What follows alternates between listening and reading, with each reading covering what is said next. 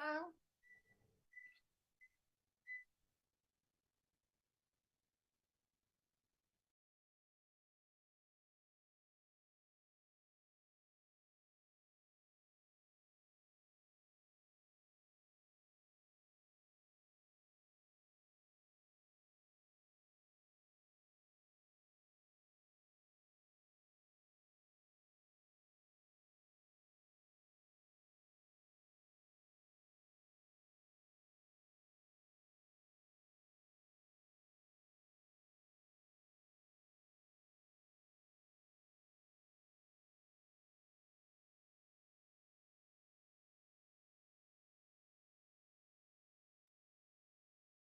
morning, Disang. Morning, how are you? I'm fine. Um, I just want to know, I see, I'm waiting for SAT to tell me who's going to drive their presentation.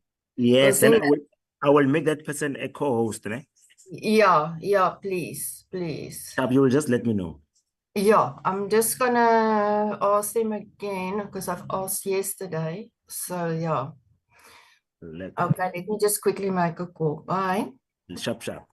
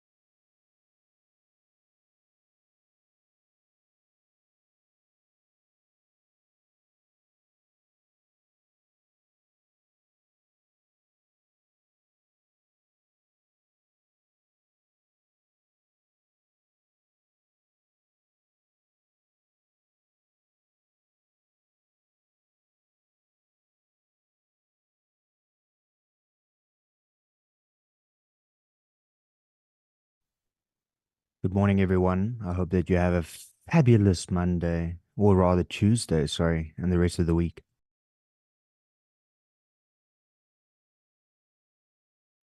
Morning, Mr. Host.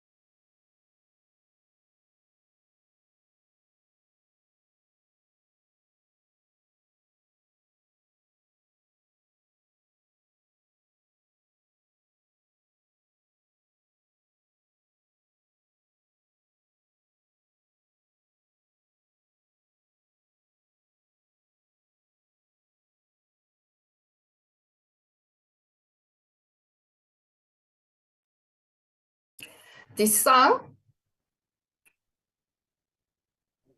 Hello? Yes, okay. I will drive the presentation so you can make me co-host. And Okay. then a few of the EXCO members will join in from a boardroom at SAT, and the boardroom is called Renoster. So if you see the name Renoster, don't get afraid. It's a boardroom from where they're connecting his name. All right. All right. So you can Yep. let them. No, you can test your presentation so long. Yeah, I'll test it just now, eh? Okay, Okay. sharp.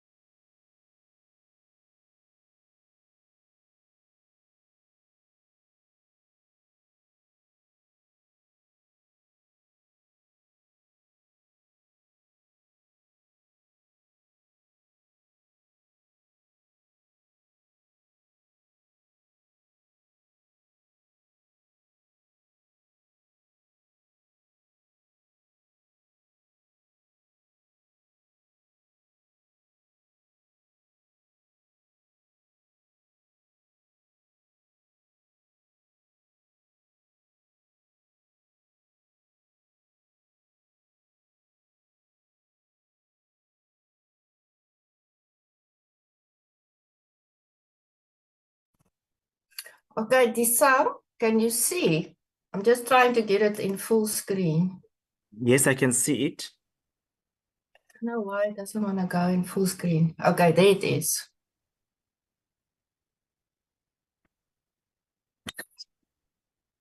Okay, is that big enough for all to see?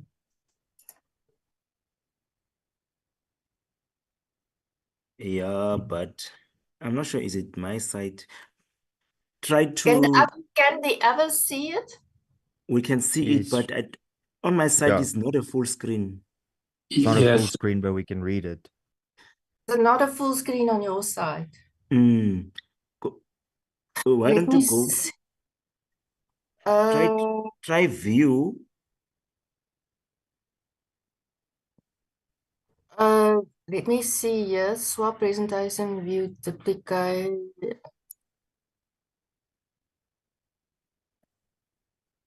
It And is now? There in, you go. it is Yeah. now in slide mode. Yeah, Yeah.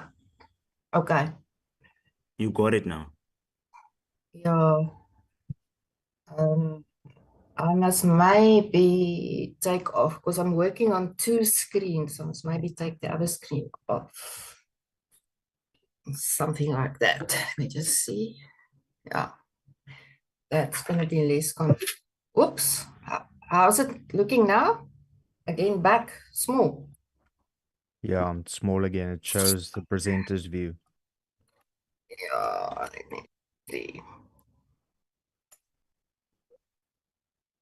Mm-mm. Just say duplicate slideshow, then it'll be the same for both. Because I took off the one screen. Let me put it back. There you are. That's what I Perfect. did. Yeah. Morning, Minister. So I can go out. So you'll know what to do now, Petra. morning. Yes, I'm fine. Minister's not here yet, but morning. Morning, Design. Morning, colleagues. Good Morning, morning to you. Kobus. Morning, colleagues. Good morning, everybody.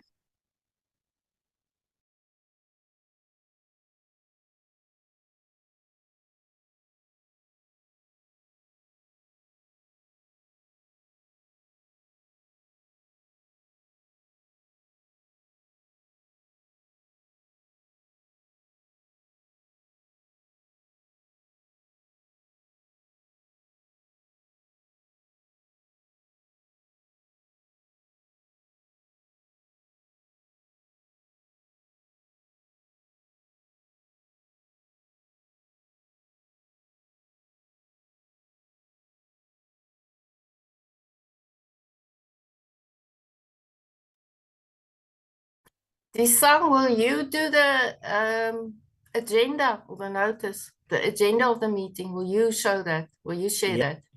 No, don't worry. Everything Okay. is under control. Yeah. Yeah. Just Okay. So I just have to concentrate worry on the on presentation. this. Yeah. Okay. Thanks. Thank Bye. you. Bye.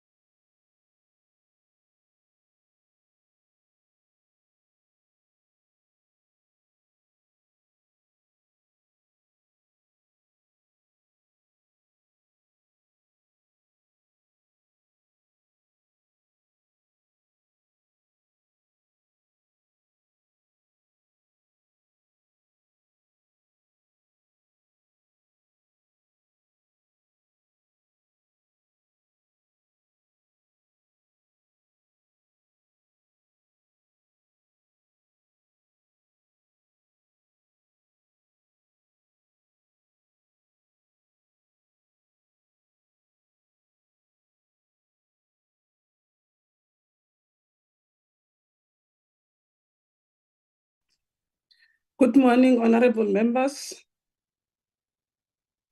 I will open. Yeah, good morning. Good morning. Good morning, Chairperson. Recording in progress.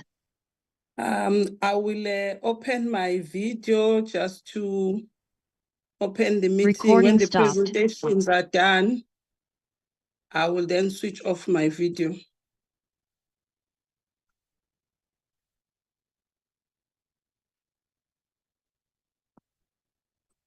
Recording in progress.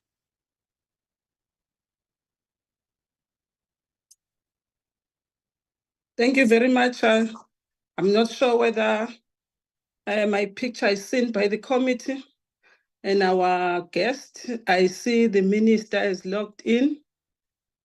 Welcome to the members and welcome to Yes, thank you, Chair. welcome to the South African tourism. Welcome to our guests, all our guests in the platform. Our meeting is officially opened. And on the credentials, I see the minister, because there's an agenda here, I can't see who else is here.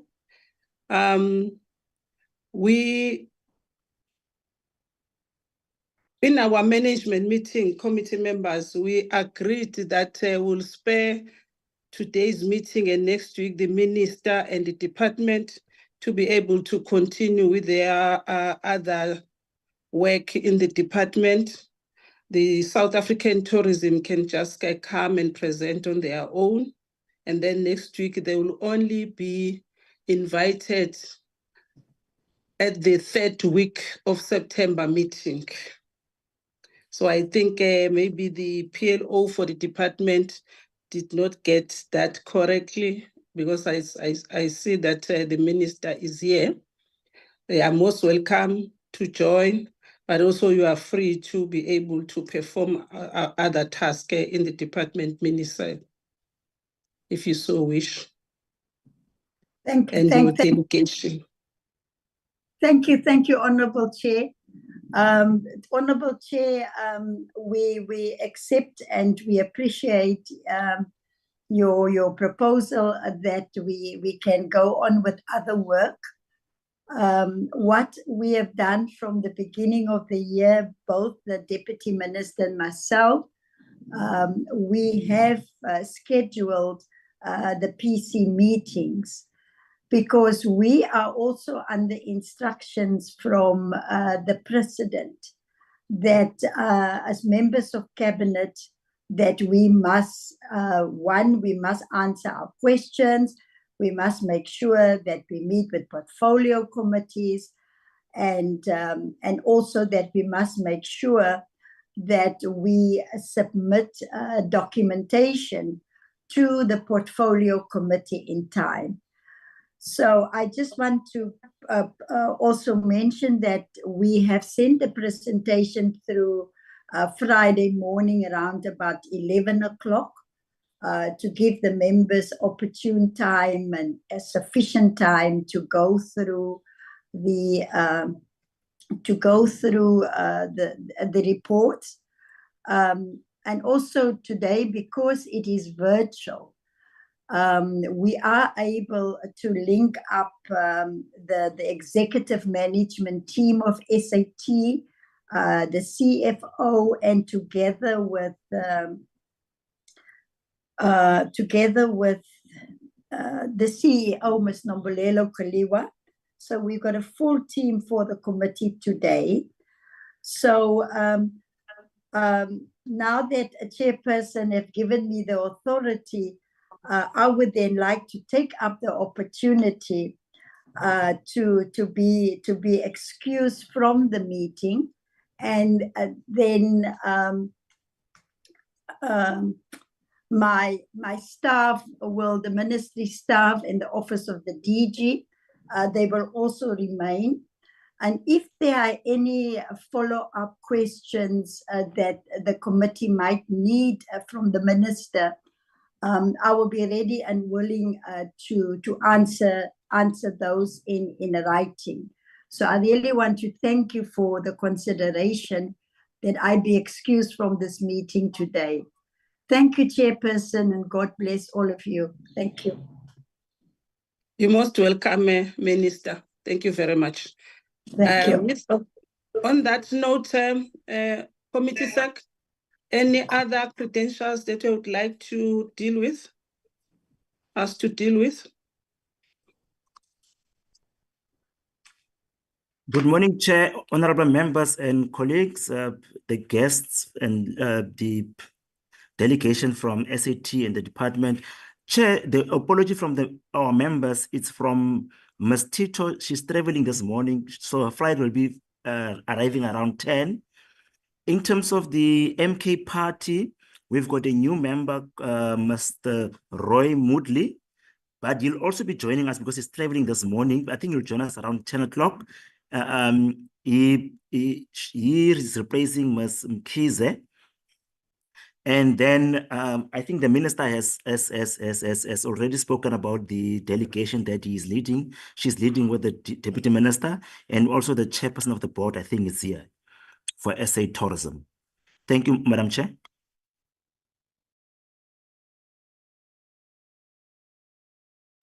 Yeah, you're most welcome. A committee, those are the apologies, mainly members will just arrive late in an hour's time. It means that there is no member that is absent from the meeting. I think those apologies can be accepted.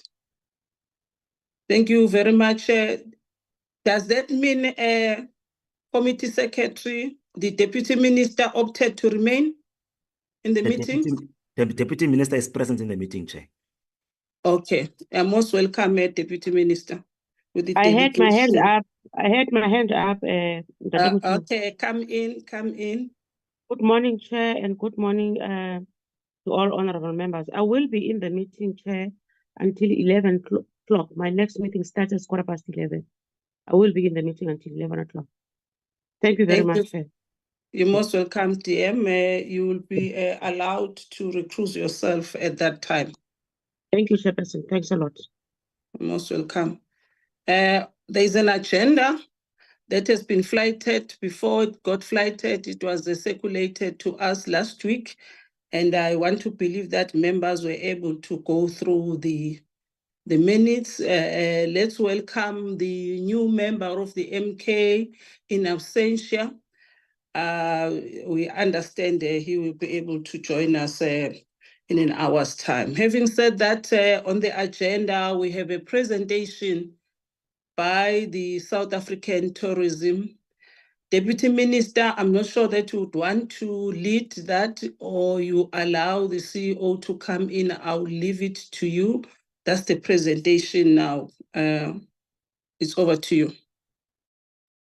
Thank you very much, Chairperson, and thanks to the honorable members. As I had already a meeting with the CEO of the South African Tourism, can I then, Chair, request you to allow the CEO to take us through this presentation? Thank you very much. Go ahead, CEO.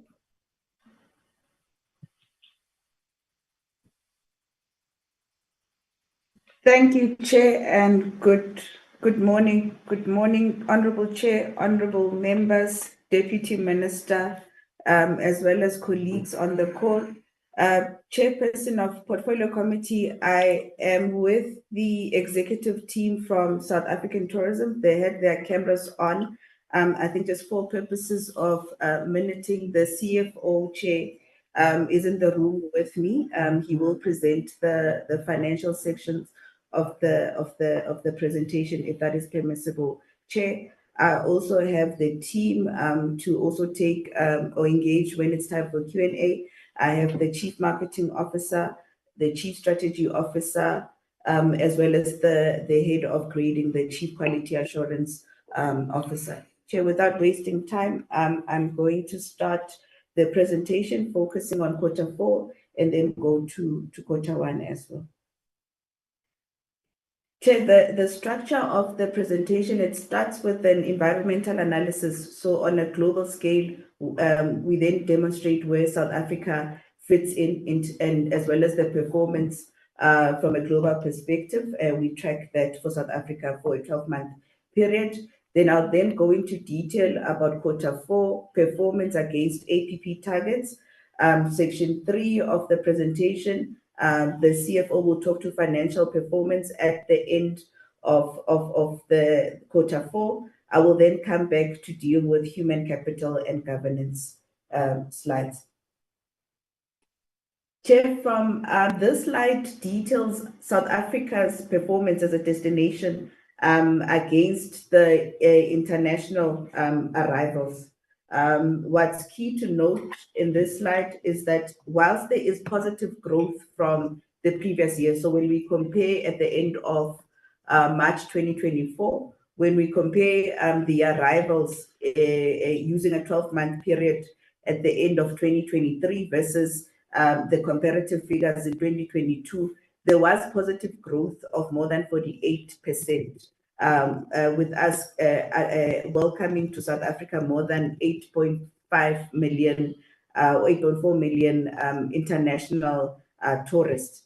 Key to note here, Chair, is that the biggest amount of arrivals or tourists are from the continent. So more than 6 million of the 8.4 were tourists that came to visit South Africa from the continent. The challenge at the end of the year was that when you compare South African performance to global performance, is that there was still underperformance on South Africa's part when you compare to the numbers that we're seeing during 2019. So even though we are on a track to recovery, we haven't gotten back to 2019 figures. What is critical here is that as a destination, we know that the world is set to recover by the end of 2024. So what that means for South African tourism and us and myself is that when we come back and account to portfolio committee, it is non-negotiable that we must then show positive growth on 2019 figures, because the whole world would have recovered. Those are the projections by the end of 2024. Chair, the story of spend. So the previous slide was talking about volume, so arrivals to South Africa. Spend on the other side is positive growth year on year. When we compare the spend and contribution to our GDP, so there is positive growth on the spend figures. And so that story doesn't just end when we compare the previous year, but then when we then reconcile back to 2019, so the numbers that we had with COVID, it's also good that we've even increased the spend that we had in 2019. So we at an all-time high when we compare to the last 5 years. We just over 70.3% over 2019 figures, where we then had 95 billion rands that was generated through tourism during the period under review. Chair, the graph below that shows where the spend comes from, with again Africa leading the revenue that is related to tourism in South Africa, followed by Europe, which is key source markets that we've always had that we are then protecting, and then followed by Asia, Australasia, and Middle East. And the reason I'm referencing Asia, Chair, the growth for the sector for us to get to the 2030 target will come mostly from Asia, so your China and India. So it's important that we then increase the spend as well as the arrivals from Asia and specifically China and India. Chair, this slide talks to how we've done from a domestic perspective, so South Africans enjoying their own country. So from a total trips perspective, and this has been a good story to tell from a domestic tourism analysis, that from a trips, unlike international arrivals, we have positive growth even when we compare to 2019 figures for for domestic. And the same can be said for the spend figures as well for domestic. So contribution to GDP for our domestic market.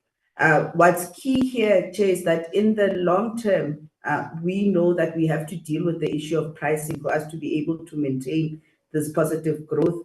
We know that we have to deal with the issue of affordability. And that's why even this week, as South African Tourism, we've launched what we call Travel Week, where South Africans can get discounted packages up to 50%. And it's one of the ways or mitigations that we put in just to make visiting your own country and enjoying your own country affordable to South Africans. Chair, this slide then deals with the performance. So South African tourism performance tracking against the APP. So this is specifically for Q4. So during Q4, we achieved 85% of our targets, so 47 of 55 targets that we had in the approved annual performance plan for that quarter. And then just on a high level, Chair, for corporate support, we had a total of 16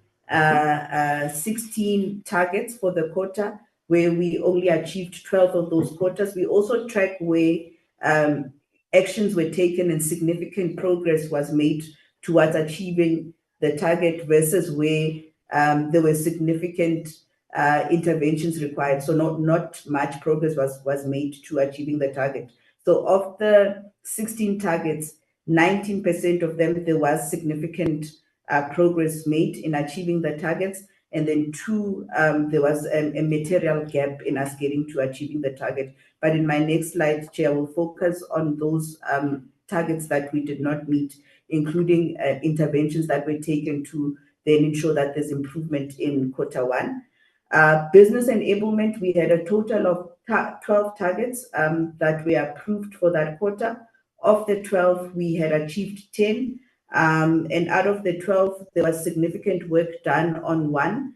And then out of that, again, where we track if there was minimal work done to get to the target, which I will then explain when we get to the detail. 1 of the 12, there was intervention required to ensure that we then improve in the next quarter, which would be Q1 of the current year. The same with leisure tourism marketing, Chair. This is where we account for the work that we do to market South Africa. So the brand and marketing work, as well as the work that the country offices do in the different country offices to market South Africa. So we had 15 targets in this particular program. And then of the 15 targets in the quarter, we had achieved 14 of the targets, with 1 where there was a gap in getting to the achievement of the target. But I'll then give the detail when we get to that specific program. Business events, which is program 4, we achieved 100% of our targets that were there. And then the last one, Chair, is the program 5, which is tourist experience. This is where we account for the work that we do mainly in grading, staff grading and quality assurance. We had 4 targets in this area, and out of the 4 targets, 3 were met, with significant progress made towards achieving the last target that was not fully achieved at the end of the quarter. Chair, I will now zoom into discussing or giving details on the targets that were not met, and also highlighting where there has been movement between the time of the end of Q4 and now. I'll also just highlight any interventions that we've made to ensure that we improve going forward. So, Chair, in program 1 is one of those programs where, when we compare them with the other program, has had the lowest achievement rate with 75, which is similar to program 5. from a program one perspective, one target that was not met, which also pointed during that period to the governance issues that we had as South African tourism during the previous financial year. We had 97 findings that were sitting on the independent tracker by internal audit. And of the 97% findings, only 88 of those audit findings were closed at the end of the financial year. Were closed at the end of the financial year and within the due dates that would have been committed to internal audit. Key to note here, Chair, the findings that were not closed were also as isolated to specific areas within the business unit. So, for example, we had a number of findings in the SCM, so supply chain management business units, that were not closed at the end of March 2024, and those related to one, the policy environment as it relates to the travel policy. So that was one area that had gaps at the end of the financial year. We also had included in the targets that were not met at the end of the financial year, Chair, those findings that were related to the policy environment that related to people management and human capital. Chair, the other item within program one that was not met was the percentage of women in senior and top management positions at the end of the financial year. At the time of reporting for March 2024, so during that period, we were going through a recruitment process after receiving approval to appoint or fill in vacancies within the senior leadership of South African tourism. I will then just confirm to honorable members that by 1 April, the target was met, because we did have an individual who was appointed in senior and in fact, not only top management, but senior as well, because we had a GM Human Capital who is female, as well as a CMO who then commenced employment during quarter one of the current quarter, therefore mitigating against the risk of underachievement going forward for this particular target, Chair. I think on the findings, which is also an important one for us to improve our environment, is just to confirm to members, and I'll talk to it when we get to quarter one, that we did implement mitigations to ensure that we don't sit with the situation even in the next quarter where we are not closing 100% of audit findings. And then I'll then give that a tracking when we get to quarter one in terms of whether or not those corrective measures did work for the current quarter.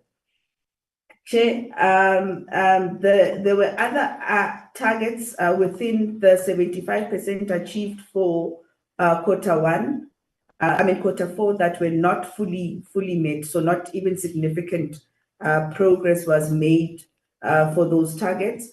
The first one was around the vacancy rate at the end of March 2024. We were sitting with 4 resignations and also limited ability to recruit. So the entity at the end of March 2024 was sitting with a 17% vacancy rate against the target of 8%. We have to date received a number of approvals, including for country offices, for us to be able and recruit for those positions. But there has also been a request from Minister that we also do a skills audit for the organization so that we don't continue capacitating an organogram that's not going to move the entity forward in the achievement of its targets. Chair, there is also the link to the challenges within human capital during this quarter, especially within program one. There was a timing issue with the tabling of the staff engagement score survey. So even though at the end of March 2024, the survey results or the engagement results improved, but the submission of the actual report was only tabled 3 days later. when interrogated on why there was a 3-day lag in the submission to the executive team, one of the key areas that led to that was the contract management and the ensuring that suppliers actually submit any deliverables on time. And then going forward, that's one of the areas that we've zoomed into.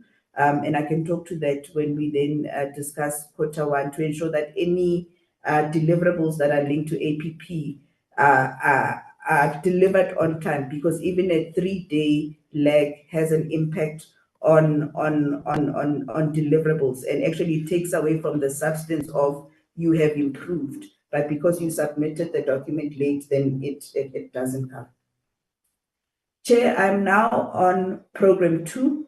Program 2 is linked to our corporate brand index with our stakeholders. So what we do at the end of the financial year is that we take out a survey to do an assessment on South African tourism, sending it to our stakeholders for us to do an independent review.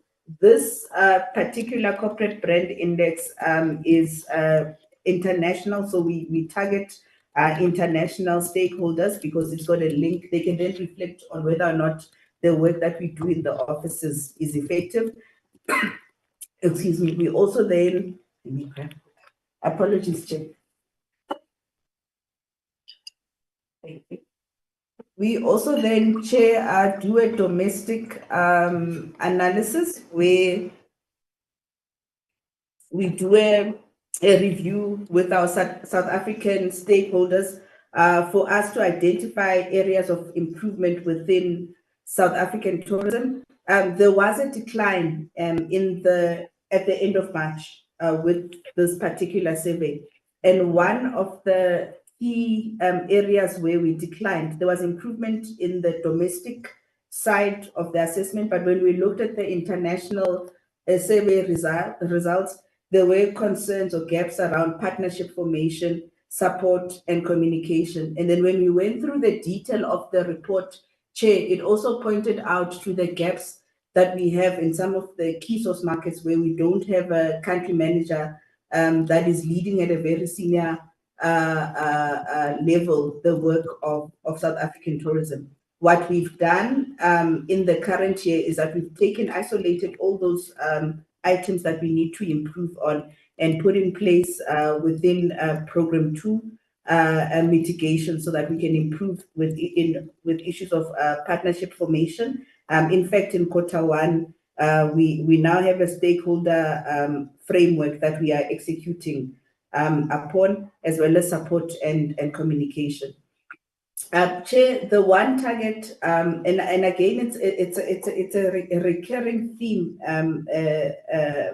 Chair, when it comes to the human capital environment. So in program 2, similar to program 1, there was a survey that was put in the APP that is linked to best company to work for that needed to happen in the entity by the end of 2024.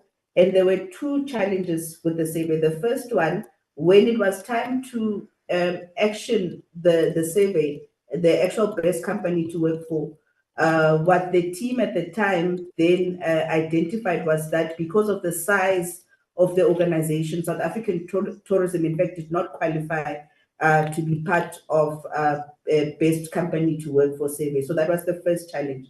Then in response to that the team then had to go through a procurement process to find a similar survey that will still cater for the objectives of best company to work for, to ensure that we still get the results that we needed and any areas that needed improvement so that we can work on those from a survey that is similar to best company to work for.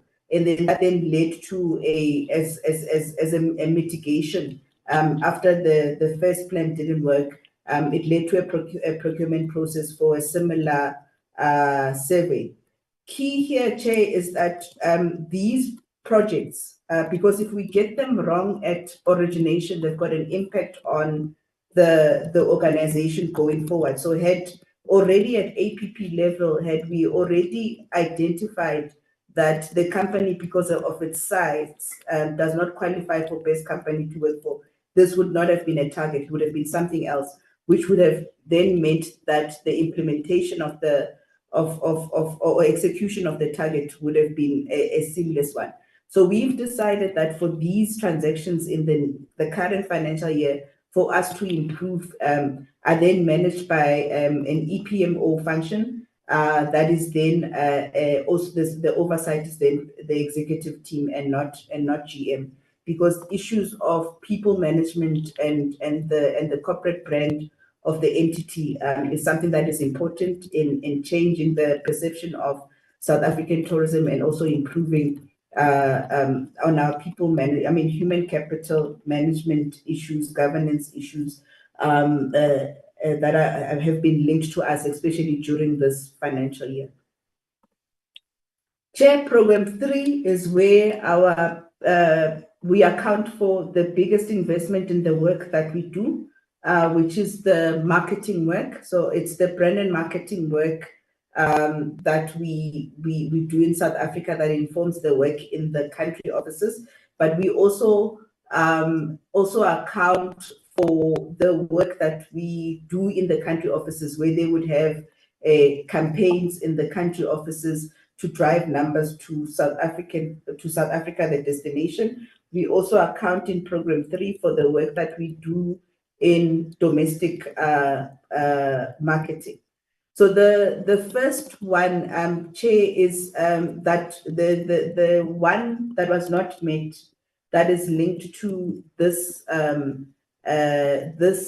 program, the one target that was not met was the execution of partnerships. We did have in the past financial year challenges with certain partnerships in the organization, and some of them, Chair, in the induction when I mentioned that there were a number of investigations into some of the partnerships that were entered into.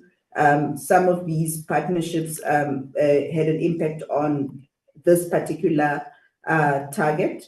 The other one, Chair, was that some of the partnerships, like for example with associations in the private sectors, those were then executed. I think going forward, Chair, and I'll talk to it in Q1 when we look at whether or not the mitigations that we had put in Q4 worked, was that from a partnership perspective, we don't get into partnerships that have a potential governance issue. What is critical for me to say, especially as a South African, is that the governance gap was not with the rugby player, but with the processes that were not followed by us as South African tourism, because I would not want to taint our captain. And that's something that we say even when dealing with this matter. Chair, we've also included a number of key achievements in Program 4. So at the end of the quarter 4, there was key milestones that were achieved through the provincial summer campaign that we did at the end of March 2024. There was also work that was done in the continent, so by our country offices in Lagos, Nigeria, where they implemented deal-driven campaigns and marketing campaigns within the continent, and that, Chair, contributed to the positive growth in numbers and spend for the continent. We also did during this period short-lived Easter deal-driven campaign, so that was specifically for the domestic numbers, to drive numbers within domestic tourism. We also did, Chair, a work executed or implemented 91 distribution channel initiatives. So distribution channel initiatives, Chair, it's where we work with trade partners, so top operators, for example, that would then sell South Africa. So we need to ensure that, one, they are trained to sell South Africa. So they don't just sell certain areas of South Africa, but they sell all our 9 provinces equally, because we know that, in fact, we've got a high repeater rate. So when people come back to South Africa, they want to experience other offerings of the destination. So that's why we do the work to train the distribution channel. And then just lastly, Chair, linked to Quarter 4 milestone was the global trade plan that was then implemented during Quarter 4, with the work that we've done with those partners that are listed in the last bullet. Chair, Program 4 achieved all their targets during this period. This is where we account for the work that we do in business events. So it's business tourism. So all the work that we do when we bid for events and conferences to come to South Africa, where there are meetings or meetings and events that happen in South Africa, and people travel because of those meetings and events, we account for that work here. So this slide then highlights all the key achievements in Program 4. Chair, Program 5 is linked to the work that we do in grading, mainly, so tourist experience. At the end of Quarter 4, we had achieved 75% of our planned targets. So this, and Program 5, as well as Program 1, is where we had our lowest achievement, which is 75%. So of the 4 targets, the one that was not met after meeting the other 3 related to the achievement of graded establishments. And one of the reasons why this particular target, Chair, was not met was linked to the TIP, so the Tourism Grading Support Program, that was renewed at the end of December 2023, having an impact on the ability of members to pay for the scheme during the financial year. Chair, when we engaged with members who were at the time threatening, for example, to cancel their membership because of not having grading support, some of them in fact said, had they known earlier that the funding would not be available until the end of the year, they would have budgeted for the funding. This particular grading challenge, Chair, is one, even in the current year, that is getting attention, because one key thing with the grading support mechanism was not meant to maintain current numbers, but to grow the base. But we can then talk to grading in Quarter 1 and give additional information of where we currently are. Chair, I'm going to hand over to the CFO to take us through quarterly finance revenue and expenditure for the quarter ended March 2024. Thank you. Thank you, CEO. Good morning, Chair, and to the committee members. As I present the financial statements for Quarter 4, the information that we are presenting is subject to the AGSA audit. At the time when we put the financials together, the audit was still progressing. From the new financial year, our CEO has requested that all the financial information should be audited, and we have now put that process in where it's been reviewed by our internal audit. And when we do present Q1's numbers to you, we will provide you with an update. And this is in addition to the audit of non-financial information, which is what our CEO had presented, which has always been the case where it has been audited by internal audit division.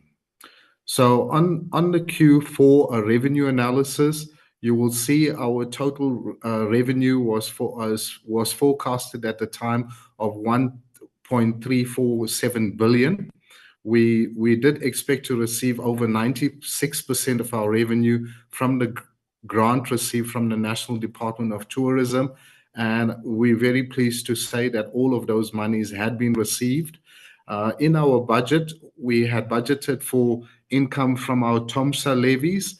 And as we concluded the audit, we did find that our TOMSA levies was almost double that, or greater than 2 times the number that we had budgeted for.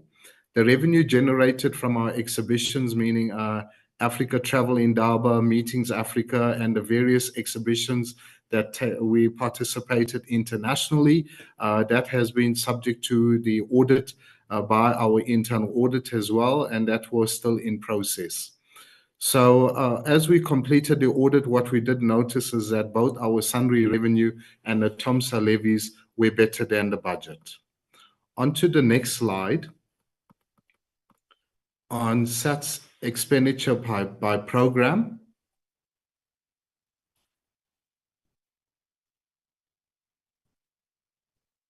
On to the next slide, as you would notice, our total expenditure, we did budget for a break even of 1.4 billion, but because of the higher income we were receiving from our private sector partners, we then increased more funding on our leisure marketing and our business events. And you would see that there, where we spent an extra 104 million in total on those 2 programs.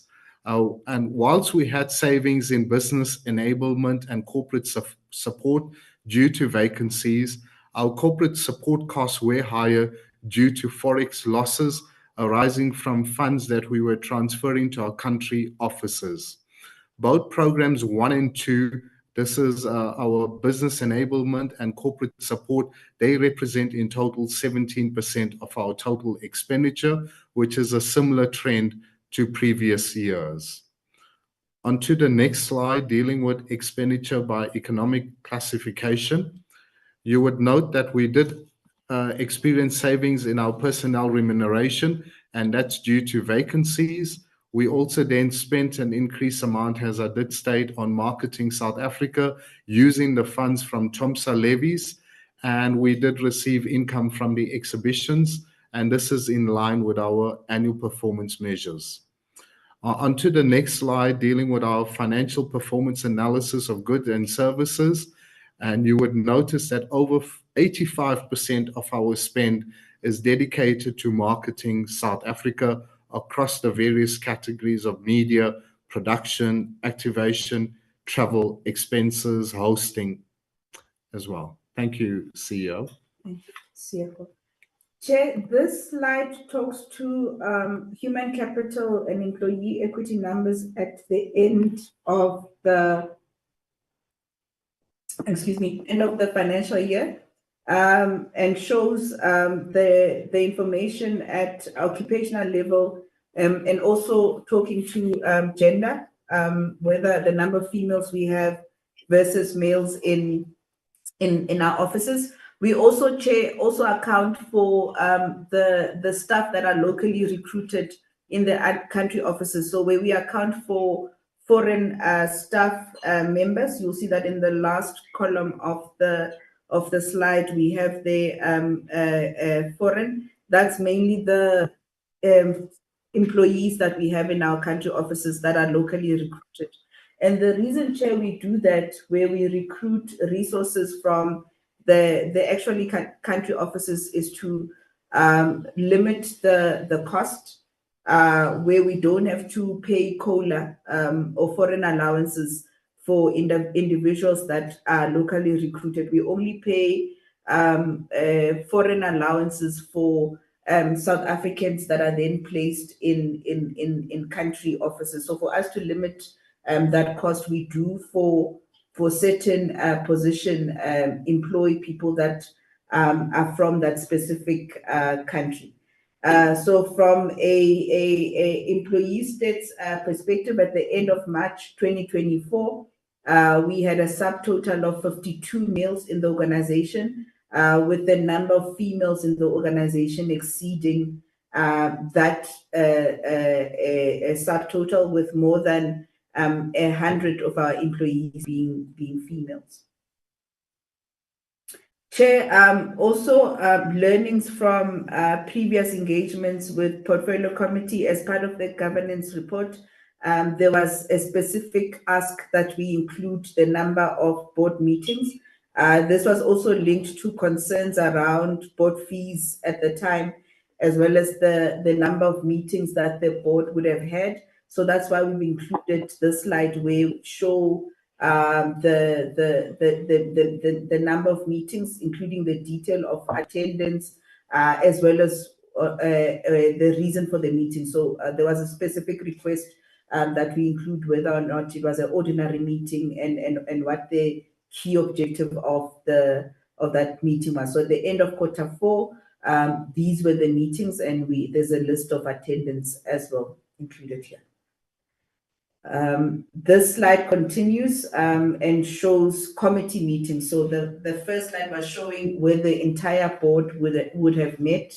And then this slide, Chair, shows the different committee meetings, subcommittees of the board that also met during this quarter, including who was in these meetings. I think for the benefit of honorable members, just to give context to this slide, for the year under review, SA Tourism had 3 different boards. So even when we come for the annual report presentation, when we do this particular slide, members will see that if they try and reconcile the names, for the first 2 months of the financial year, it was a different group and a different board to the other 2 boards. So I just wanted to make that note around governance and committee meetings. Chair, this slide then shows the board remuneration for the quarter. It's also a separately disclosable items in the financial statements that then gets audited by the AG. So when we then come back for annual report, we will then talk to that as well. But we are disclosing the board remuneration, showing the fees that were earned, including where there was any travel that was required for board members. We then account for those figures as well. Chair, I've come to the end of Q4. I'll be guided if I can continue with Q1 so that there can be a consolidated Q&A, or if I have to pause here. Thank you, Chair. Thank you very much, Chair. CEO and CFO, let me welcome Honorable Moodley. We did receive your apology, and indeed we welcome you on absentia at the beginning of the meeting. Yeah, honorable members, please note your questions or of clarity or anything that would like to ask. That will be allowed at the end of the second presentation. On the first, we have dealt with the 4th quarter of 2023-2024. Now we're moving to the 1st quarter of 2024-2025. Over to you, CFO. Proceed. Thank you, Chair. I'm going to start with Q1, moving and not spending time on those slides that we dealt with in our standard even in Q4. So I'm going to start with international performance. Chair, in Q1, again, there was a positive increase in the number of arrivals, international tourist arrivals, with us reaching in Q1 just over 2.4 million arrivals when you compare to a similar period in the previous financial year. Again, the trend, Chair, persists where we get our numbers from our continent, with Africa being the largest source continent, even from a numbers perspective for the destination South Africa. Key to note is that in Q1 of 2024 was that the trend of closing the gap between 2019, so pre-pandemic numbers, and where we currently are, is now starting to show. Chair, one of the key growth stories for the international tourist arrivals is that we also, for the first time this quarter, also exceeded 2020 figures. We, in fact, I mean, on par, just slightly, if we look at the additional, with 2020 figures, which the 2.4 million arrivals. But then where we're tracking is that we should be have a positive growth on when we compare to Q1 of 2019, especially since all the World Tourism Organization are saying from a global tourism perspective, the global tourism sector will recover by the end of 2024. So it's important that then we start tracking positively even against Q1, I mean, even against 2019 figures. Chair, from a spend perspective, the trend of positive growth, even when compared to 2019 figures, continues. So this, to a large extent, Chair, also tells that those that can travel to South Africa, when they're here, they spend more time and they spend more money when they are in South Africa. So, because once they can get to the country, they then find that it is a value for money destination. One of the things that will help us with getting the kind of growth numbers that we should be getting from arrivals is the issues are dealing with issues around visa, so that we can facilitate ease of access, especially in your growth markets such as China and India, because everyone in the world is going for those markets, because China, for example, has a very high outbound travel numbers. So it's important that South Africa is able to then get some of those numbers coming to South Africa. So and from a growth perspective in terms of categories, when we analyze where our travelers are spending once they are in South Africa, we found that there's a lot of business shopping, also linked, Chair, to where our travelers would come from. So if we are led by Africa, most of our African tourists, they come to South Africa also with the aim of shopping. We've also found that in Q1 that in addition to business shopping, there was an increase in tourists who come to South Africa for our medical facilities, and also personal shopping. So the first one is linked to program 4, which is the meetings and events sector. But then there were people on leisure travel who would then be here for personal shopping.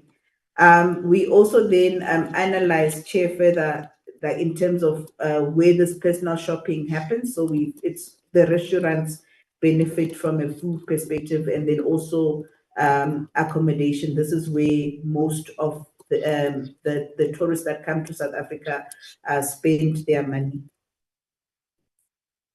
So this slide deals with domestic tourism during Q1. Q1 was a challenge when you compare to March 2024 for domestic performance, where there was a slight decrease in domestic trips, and especially the holidays, where holiday trips, we found that there was a decrease in domestic numbers during Q1 of 2024 when compared to a similar period in the previous financial year. Again, when we then looked at the root causes for the decrease, one, the issue of pricing and affordability is one that we can't run away from. In fact, we then found, when we did a drill down in terms of where are we then losing our domestic market to, we found that countries like Thailand, for example, that have affordable packages, as well as Mozambique, were the ones that were taking some of our market share. That then led to a tactical intervention in towards the end of Q1, beginning of Q2. So when I come back, Chair, and I account for Q2 numbers, I will then demonstrate the impact of that intervention of the numbers when compared to Q1. Chair, again, the trend continues. So what we begin to see is that those that can travel, then similar to international, even here at home, those that can travel then spend more time traveling, so they increase the number or length of stay, and they also spend a lot of money when they're traveling. So from a spend perspective, even though our numbers were low or down by 2.3%, the spend in Q1 did increase and grew by 10.3%. Chair, this slide then talks to the tracking of the APP against the targets, against actual performance for Q1. I think the good story to tell here is that for the first time ever, we got 98%, even tracked over a 5-year period. The last time we as an organization got over 90, I think it was a 95% achievement was in 2019. So based on learnings from the difficult year from that was 2023, 2024, the number of targets that we didn't meet at the end of that period, so March 2024, we did sit and reflected, put in mitigations to ensure that going forward, we do get performance that is acceptable, and acceptable, especially when one compares it to the budget that we get, Chair. And that's work in progress to ensure that we get to 100% performance and can account for every rand that we then spend. So program 1, Chair, we had a total targets, planned targets of 11. We achieved 100% of those targets.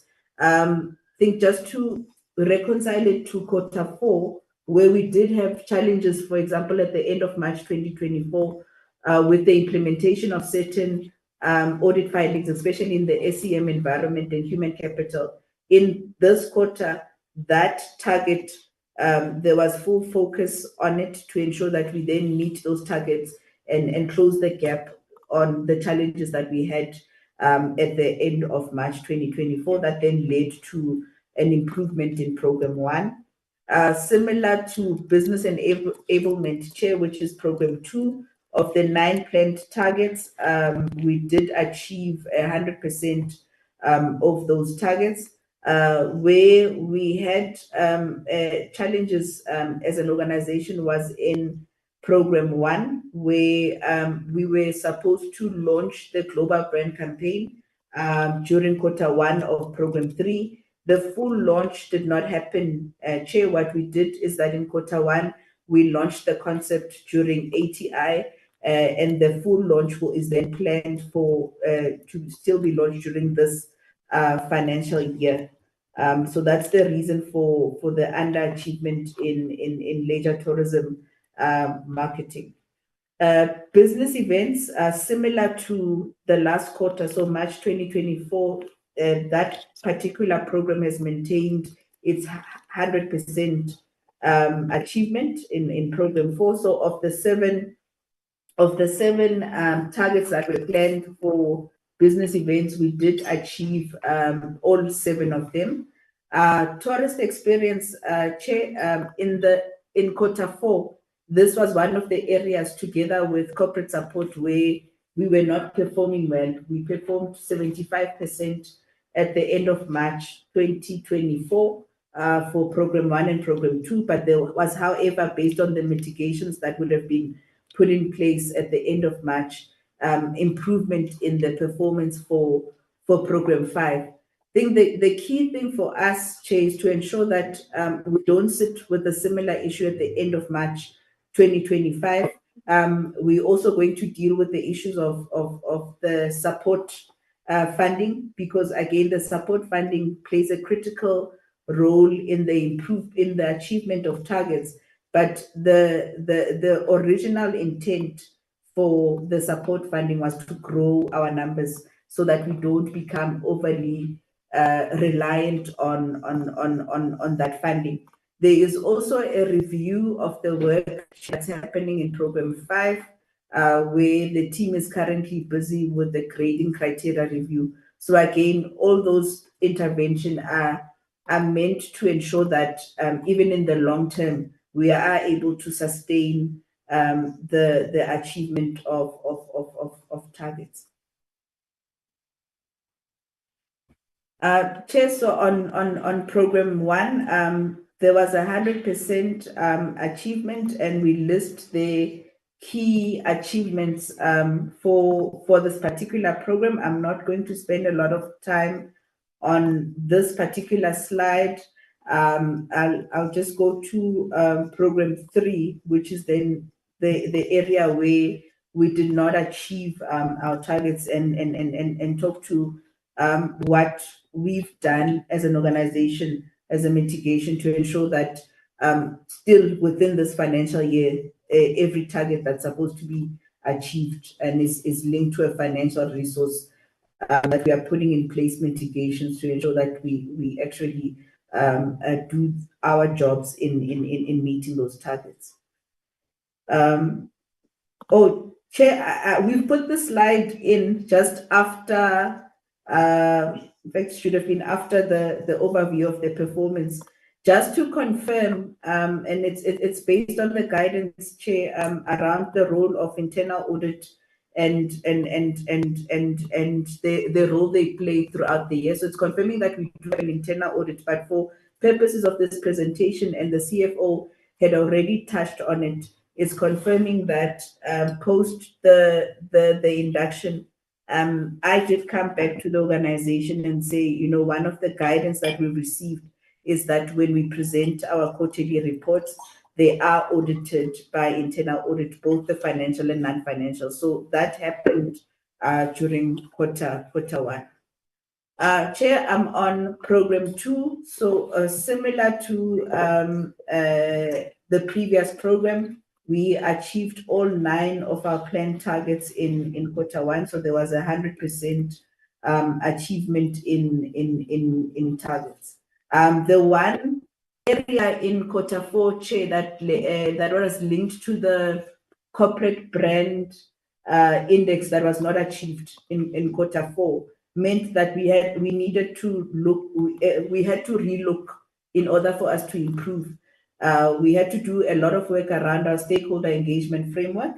That work happened during quarter 1 and was finalized in quarter 1 to ensure that going forward, we begin to mitigate any perceived corporate brand challenges within South African tourism. Chair, so this then slide talks to that work. So it confirms, one, that based on our failure in 2024 to achieve the target that was linked to corporate brand index, so how our stakeholders see us in terms of adding value and doing destination marketing work. Also understanding that we were also during that period, that financial year, in the media for governance challenges as well. We did look at the report as well as recommendations, and the stakeholder revision, the framework, was informed by that, with the sole objective, Chair, of ensuring that going forward we improve in this environment. So this gives an overview of the stakeholder engagement, confirms that the survey was done, which then gave us feedback from our stakeholders, and then we took that feedback and reviewed the tool that we use to manage the environment, with the intent of ensuring that by the time we get to the end of March 2025, we are in a position to improve on the corporate brand index. Chair, again linked to the stakeholder environment learnings from March 2024 and the work that we're doing to consistently improve in the environment, we've included a slide just summarizing our stakeholder universe and structures that we then participate in as South African tourism. So on the left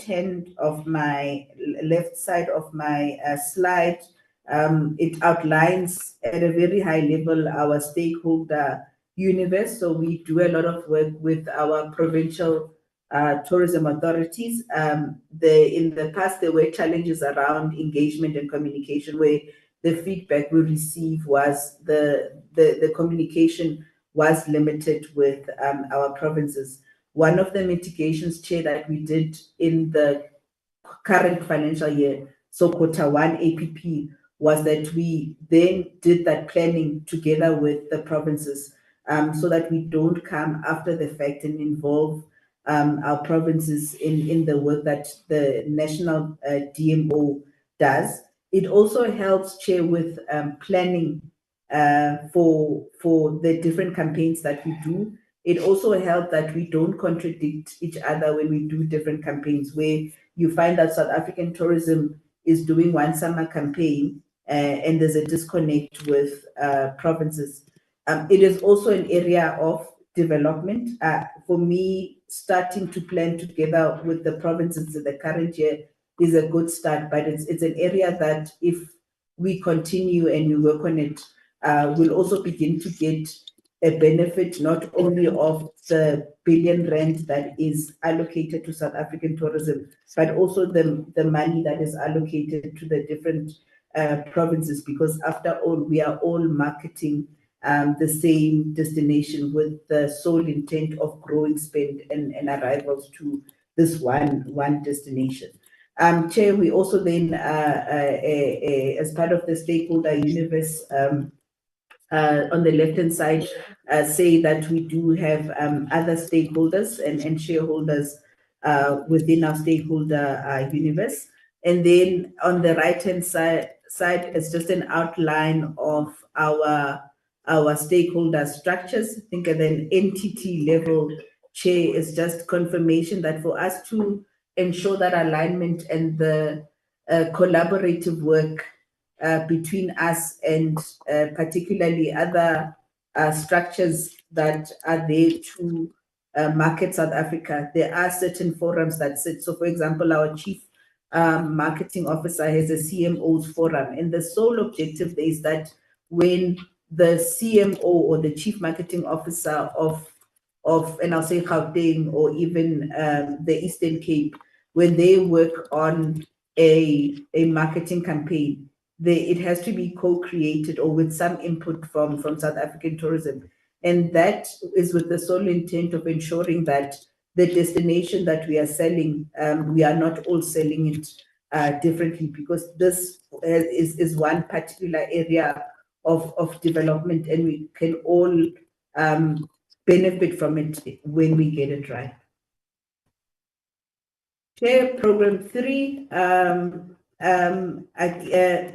there's improvement from the last quarter, March 2024, where we had achieved 86%. In Q1, we've achieved 95% of so 18 of the 19 targets. One target that was not met is linked to the launch of the full global brand campaign through the eyes of the child. Apologies. We did, Chair, during Indaba, we launched the concept, but the bigger job of launching the full brand campaign did not happen during Indaba. There was still work that we needed to do as an organization for us to finalize the work and ensure that whatever we launch and the spending of the money that's allocated with the brand campaign was done after appropriate processes were followed. One of the processes that was not fully done at the time of launching the concept was that we needed to do additional consultations on the global brand campaign, so that if we then put something out, it's something where for the sector, there'll be buy-in to ensure that everyone then supports the campaign and we are able to use it as the tourism sector, so not just South African tourism, use it as the tourism sector as a tool to then market South Africa. The process is that we did then prioritize the global brand campaign, especially the budget that also needed to be approved. At the time of preparing this presentation, Chair, we were the final approval was pending, but I can now confirm that in Q2 we did get final approval from the board for the global tourism brand campaign, so that we will then be able to then execute on this important work.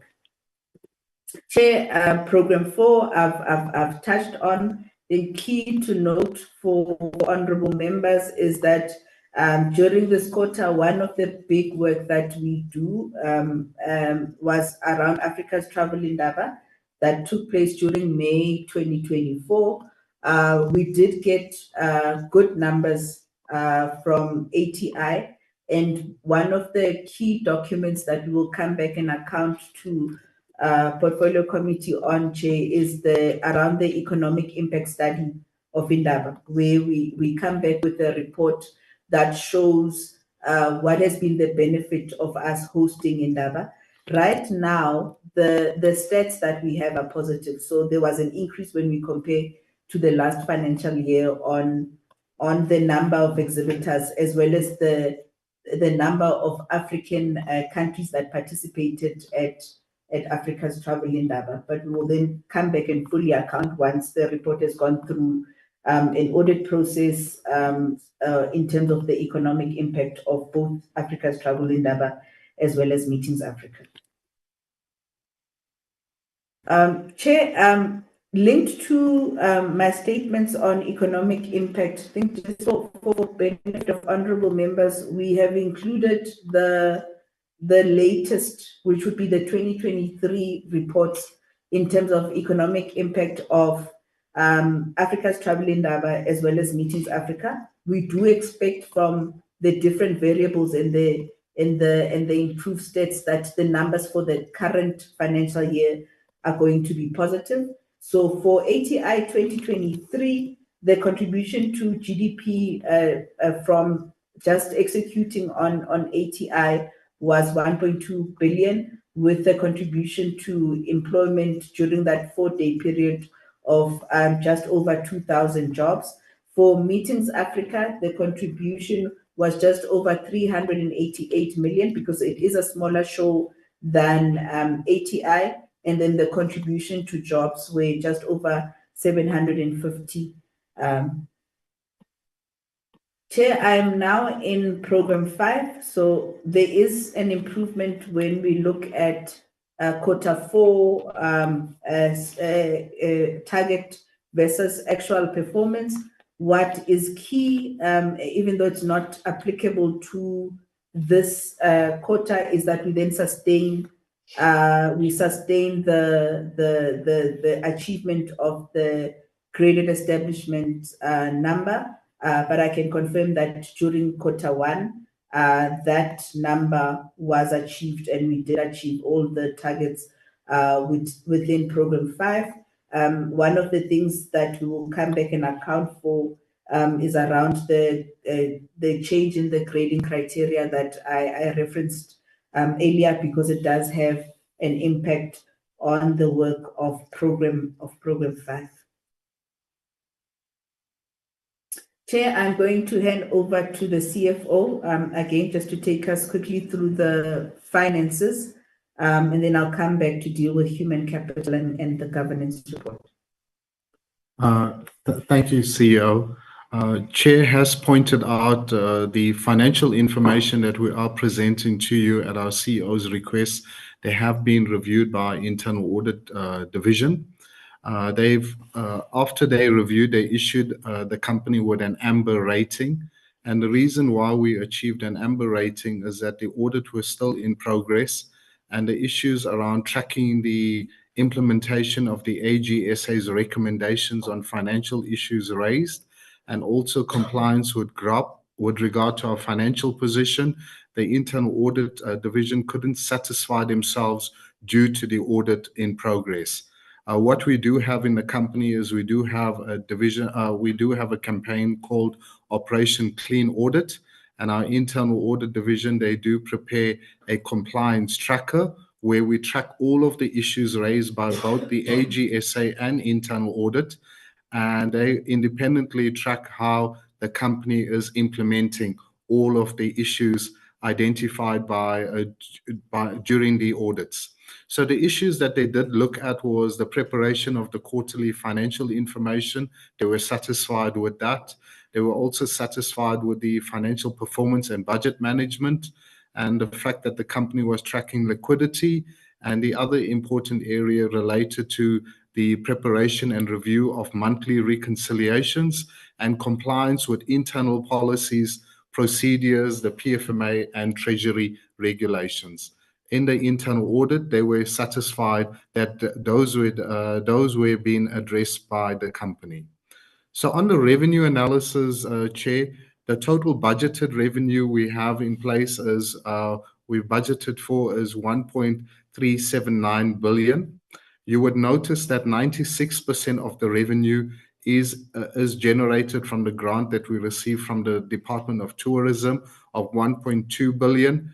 The pleasing thing is that we have already received 900 million of that total, and this has helped us transfer funds to our country offices, which will then should reduce the forex loss that we experienced in the previous financial year.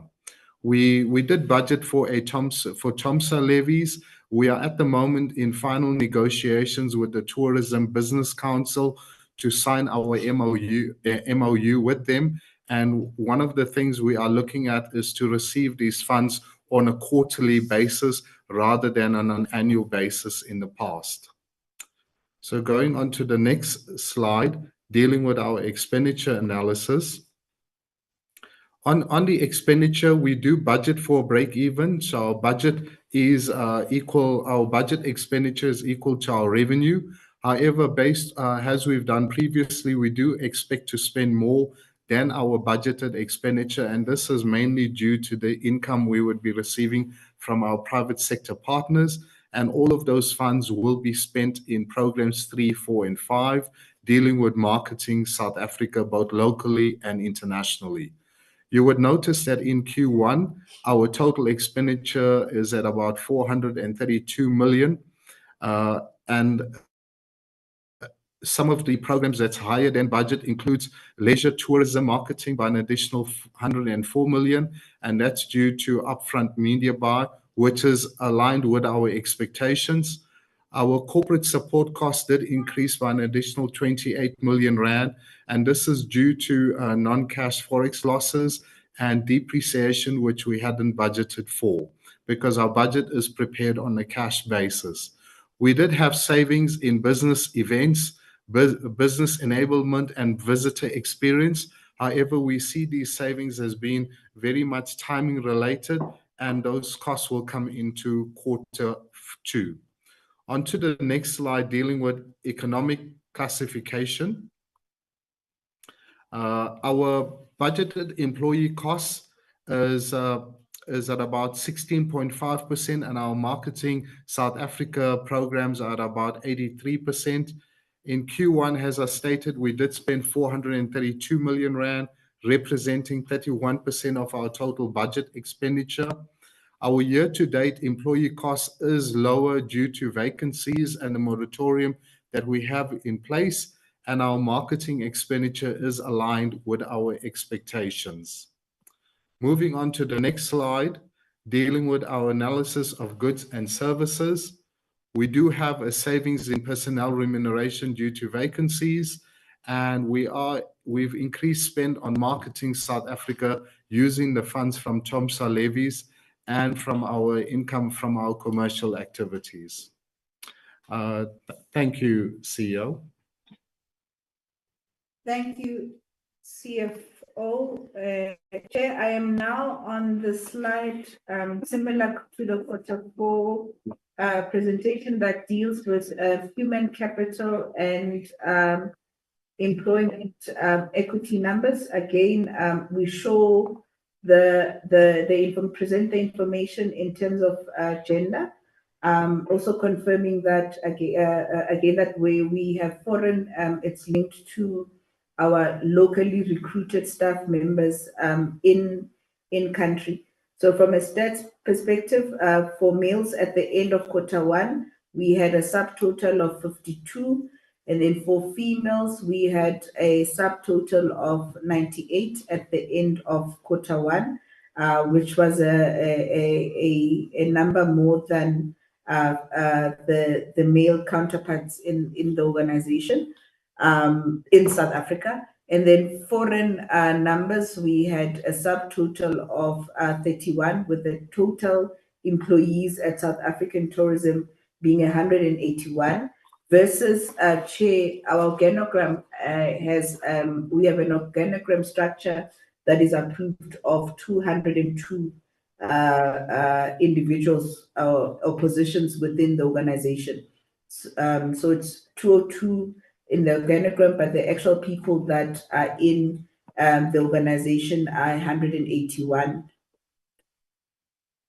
Chair, again, similar to the Q4 end of March presentation, we've also included the number of meetings. This was based on guidance that we received in previous engagements, that we have to disclose the detail around the meetings, including the reason for the meetings. So the number of meetings as well as the cost that's associated with the meetings. Again, this particular line item, so board fees, is one that is legislated and is also separately disclosable in our financials. So we show in the slide for Q1 the board meetings, so full board meetings that we had, which started with board induction at the beginning of the financial year. We also show on this slide, Chair, the committee meetings, so subcommittee meetings of the board that would have then met. There was a marketing commercial committee meeting, so there were 3 meetings linked to marketing and commercial during this period. We also had 1 TGCSA Awards committee meeting, so they deal with the work of grading. And then we had 2 human capital and remuneration committee meetings as well. Chair, again, continuation of the different meetings that were held during the quarter. So these are the number of audit and risk committee meetings held during the quarter, including board members who were in these meetings. This slide, Chair, deals with the cost, so the fees that would have been paid to different board members. The rate is in terms of the National Treasury guideline. So we use that, where you have a different rate for the chair as well as committee chairs and ordinary board members. I think just for purposes of the presentation and context in the numbers, Ms. Makosazana Kanyile is the chairperson of the board. And her rate would then be different to other board members. Chair, I'm going to pause here and thank you for allowing us to present. Thank you. You're most welcome, and thank you for the presentation of both fourth quarter of 2023-24 and of first quarter of 2024-2025. Thank you very much with the team, yourself and the CFO and the team members that are with you. Honorable members, those are the 2 presentations made by the South African Tourism as they were required by the committee. I now giving an opportunity for members to raise questions of clarity or make comments. Let's look at the time now and see how many minutes that a member can take depending on the hands. Noting that most of I don't think it will be long because most of the issues, about 90% of them were tabled or briefed. We were briefed during the induction workshop. Having said that, let me identify hands. I can see, let me go down, that I don't leave anyone. I can see Honorable Likharaba. Let me note down.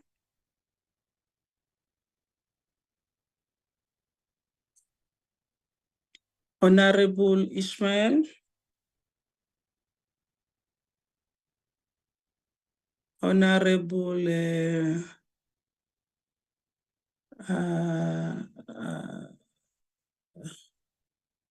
House.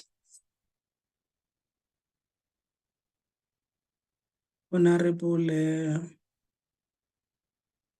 Elinde. Those are the only hands that I see at the moment.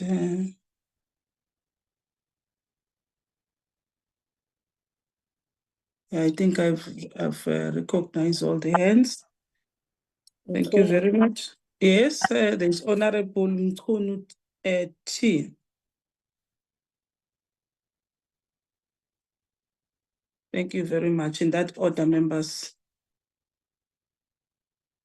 Thank you, Chairperson. Good morning to you, the DM, honorable colleagues, and the CEO of South African Tourism. Good morning once more. Firstly, I would like to commend the 98% of targets achieved during the first quarter, of which 48 out of 49 targets were dealt with. I have some few questions to the CEO of the South African Tourism, together with the minister, although she apologized, but the DM, I hopefully she's still in the meeting. During the presentation, CEO, you highlighted the decline on the international arrivals. For example, you even mentioned the issue of the Middle East. I just want to find out whether the minister and the board has ever engaged airlines to increase the number of flights to our country. How is the entity engaging other government entities and the public sectors in improving airlifts in our country? Again, another question is, how do you deal with the issue of risk, or let me say risk management strategy on when operating in the international, on the international offices? Today is the 3rd of September, Chairperson, and September is the September here in South Africa, we call it Tourism Month. What are the activities planned to influence our own South Africans to travel within their own country? The last one, in order to save time, let me have the last one. CEO, how is the entity planning to sustain the activities planned for the Tourism Month so that we can do it throughout the year and other years to come? Thank you very much, Chairperson. That was the only questions that I have. Thank you.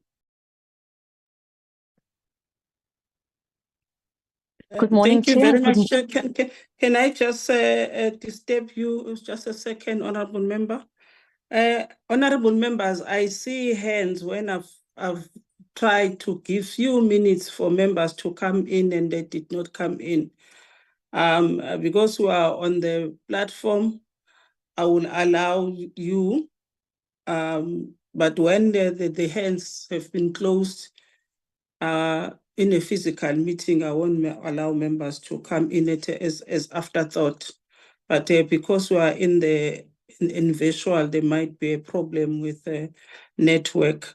Let me rearrange my list. As I indicated, Honorable Ishmael is going to follow, and then it will be followed by Honorable Tito, and then followed by Honorable Gauss and Honorable Mchunu G, and then Honorable Linde, and then the last one will be Honorable Mchunu T. Thank you in that order, members. Thank you, Honorable Ishmael. Thank you, Chair. Good morning, Chair. Good morning, colleagues. Good morning to everybody on the platform. I just have a few questions. Firstly, Chair, while we understand that the Minister has a lot of day-to-day work, and I know we have mentioned this before in one of our previous meetings, we also know that the executive are at all times accountable to the Portfolio Committee. May I then suggest that when the Minister is not at the meeting or not in attendance, at least the DM must be in attendance? I'm just worried that we don't start a precedence where the Minister does not prioritize attendance of Portfolio Committee meetings. We had a scenario in the previous term where the Minister Sisulu actually never attended PC meetings, and we had absolute chaos. The then Portfolio Committee had to go through a lot just to ensure that we can get the Minister in attendance. So I'm just a bit, cautious with that. So please, Chair, going forward, I think while we understand the Minister is extremely busy, if we could then maybe, discuss this offline, or maybe just at our Portfolio Committee meeting again to say if we relieve the Minister, maybe we should agree on maybe bi-fortnightly or at least once a month, or at least the DM should be in attendance so that we can get our replies to our questions. But anyway, getting to the presentation, let me first say thank you for the presentation. To SAT, I have a few questions for clarity. Number one, I see you touched on the amount of meetings held by the new board. I'm sure this was raised with you because we had major issues in the previous term where there was too many meetings taking place, and we were a bit worried about, the amounts being paid, etc. But please, can you advise the PC, the Portfolio Committee members, how many meetings are supposed to be held by SAT? This is just for us to know what are the, according to regulatory requirements, how many meetings are supposed to be held. And I must say that we're looking forward to having a functional SAT, where we don't experience the negativities experienced previously. You seem to be on a positive mode, and I'm hoping that we can actually move forward with this positiveness.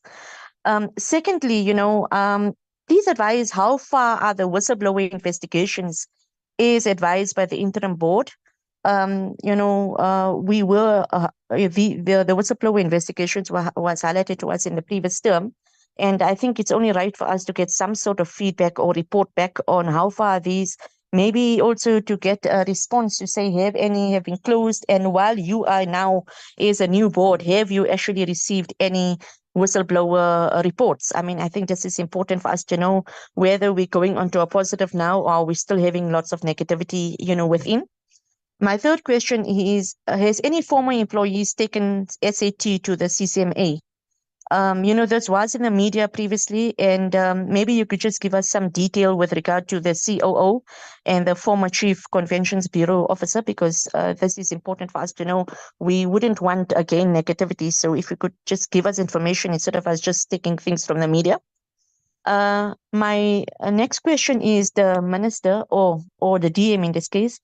We've been discussing, creating of facilities for a while now, and I think this is key with regard to boosting tourism. So in your discussions with Cabinet, I think the Minister did touch on it sometime previously, but I'm not sure it was last term or this term. What policy considerations on free but compulsory grading has been submitted to Cabinet for approval? Has there been anything functional or something positive come out of there so that, we know we're going forward in a constructive and, I should say, in a manner of boosting tourism by having these grading facilities or these facilities graded, free of charge. My next point is, South African tourism established a bid fund. Please, can you give us as the portfolio committee members a bit more information on this? How much discussion has actually been taking place with the private sector, and how much is the private sector actually involved in this bidding process for these events? Because this will obviously boost tourism. I think we've discussed this as well previously, but I'm not sure with the new board now. With regard to merging of SA Tourism and Brand SA, again, what decisions have been discussed? Is this still a possibility? Has this been taken to the cabinet again? And how far is this, merging of SA Tourism and Brand SA? Because to think of it logically, I mean, it is logical for them to be merged. Just want your view on this. And then, within your presentation, you've highlighted that 6 million tourists came from the continent, and maybe you can also, whether it be international tourists from the continent or from international, I could say that way. Please, can you advise or provide a bit more detail or statistics on which provinces are these tourists actually visiting? Because it's quite interesting to see on your slides where it actually contributes to the GDP and to job creation. So I'm just curious to see where are these actually, working? I mean, which provinces are actually benefiting from this? Air access, I think one of the colleague that spoke before me actually touched on it. But the air access is something we've also been discussing in the previous term, and it's it's important for us to know if there has been any positive engagements with regard to this, so that we can actually have more international flights to South Africa, because that will definitely boost tourism. And then Can when that it be comes, the last one, honorable member? I've given you more than 6 minutes. Thanks. Chair, this is the time that we can get the most replies. But anyway, that's why we No, have a that's portfolio fine. Can committee. you round off on that one, please, on the last one, please? Thank you. Chair, if you just allow me to, please, I want to talk on the TOMSA levy. I'm a bit concerned with making this compulsory, so I just wanted to know what process was followed to reach a conclusion that the TOMSA levy must be compulsory. And I'll leave it as a fifth. Last one is the fiscal dumping of 35 million rand. What is SAT going to do going forward to ensure that this does not happen again? Because we definitely, as a portfolio committee, want to fight for more budget. But we can't be fighting for more budget when we have things like fiscal dumping. I'll leave it at that, Chair. Thank you. In that order, members, welcome, member. To remind you, I think it's Honorable Tito on the revised list. Honorable Tito.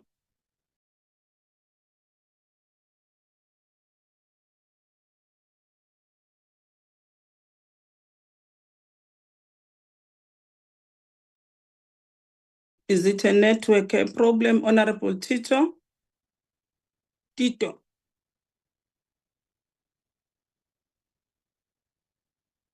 Honorable Tito. Is her mic on? Maybe she unmuted herself. Let's check. Okay, I don't see what is going on with the mic here. Oh, the mic is off. Let's take Honorable Gauss. Thank you. Thank you, Chair. All protocol observed, and I welcome the presentation. It is clear that there's a massive improvement on the performance of the organization. If you look at Q1 for 24 to 25, so well done, and let's build on that. The questions I've got is with regards to 23-24 quarter four report. It is, what would you say is the biggest stumbling blocks that we are facing regarding our recovery? That we are performing worse than the global average. I see that we are at minus 17% compared to 12% or minus 12% globally. What are the big stumbling blocks there? Then also in the graph for the KPIs for 23, the fourth quarter under leisure tourism, the percentage doesn't add up. So I'm assuming that is just a error that was done on the presentation itself, if that can just be corrected. Under capabilities on the expenditure, I see that we spent over 120 million rand under capabilities, which means that it's outsourced and not done within SA Tourism. Is that not something that we can look at growing internally within SAT instead of paying inflated rates from service providers? Then with regards to the 24-25 quarter one report, what was the reason for the massive negative growth rates against Asia, the Middle East, and Europe? Perhaps something that we need to look at and consider to improve, considering there's been a massive drop off if you compare it to the 2019 numbers. Also, another question, it's clear that there's a massive improvement on the performance of the organization, and I hope that we can build on that.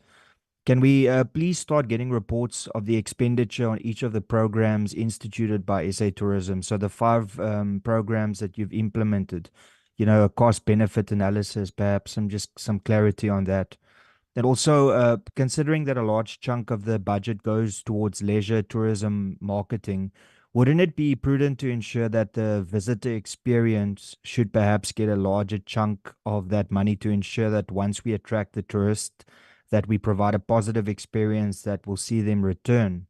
Therefore, visitor experience is a critical aspect of this. If you look at the amount spent, you'll find that it's 10% on visitor experience compared to, or rather it's 10% of the leisure marketing budget. So I think it's important for us to have a look at that. Can you please explain why the overhead expenditure is so much on the financial performance slide under analysis, under goods and services? And then lastly, what is SA Tourism doing to build a relationship with local airliners in the wake of SAA not doing the flights that it's supposed to do and not being at 100% capacity?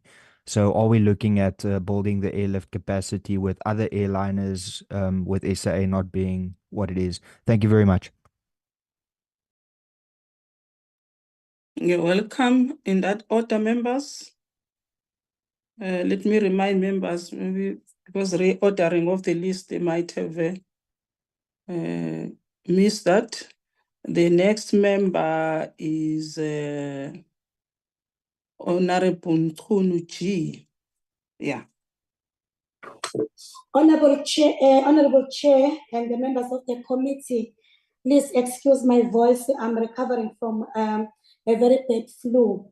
But honestly, I am covered by a very first speaker because my question was based on a decline in terms of the international tourists, and the second one was about the increasing of number of international flights to South Africa. Has the minister engaged the airlines? Thank you. Thank you. The next member is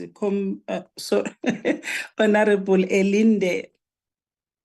Good morning, Honorable Chairperson and colleagues. Thank you very much, and a huge thank you to Ms. Guluwe for the presentation.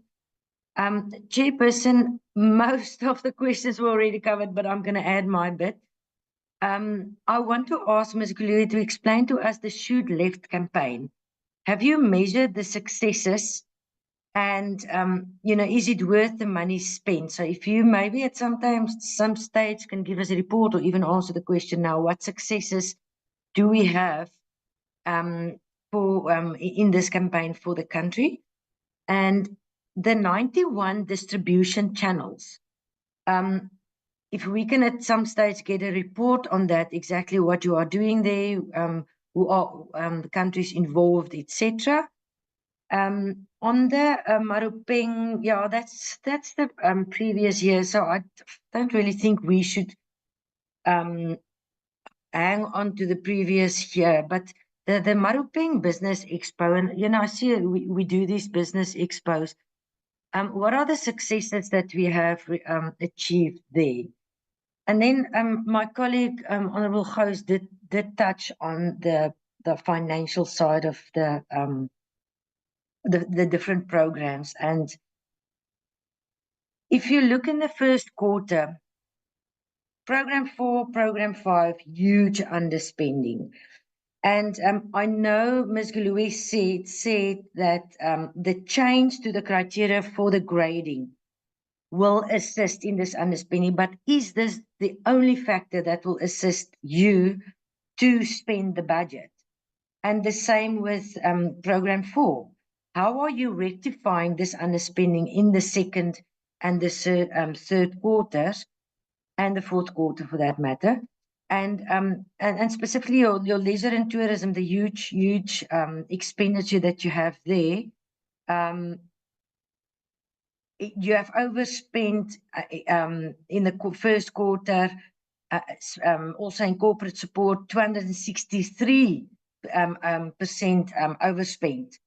So I don't understand the reason for that, and maybe you should give us a report on that, or even an investigation on what is the problem there. And then just a question on 2 questions more. What are the membership totals of SA Tourism?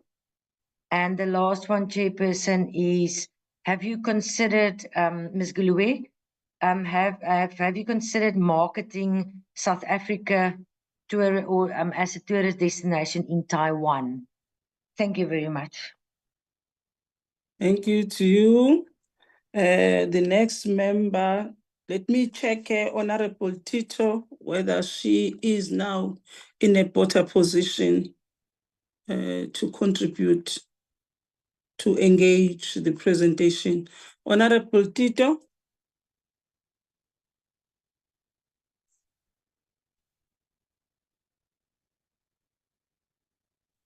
She did confirm on the chat group that indeed she's battling with the network. She was trying to find a better place. Honorable Tito.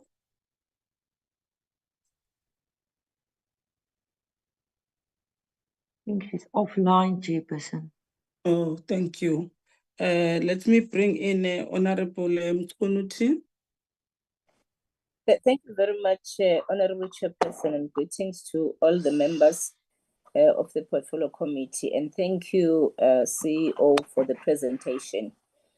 We really appreciate the positive report that has been presented to the Portfolio Committee.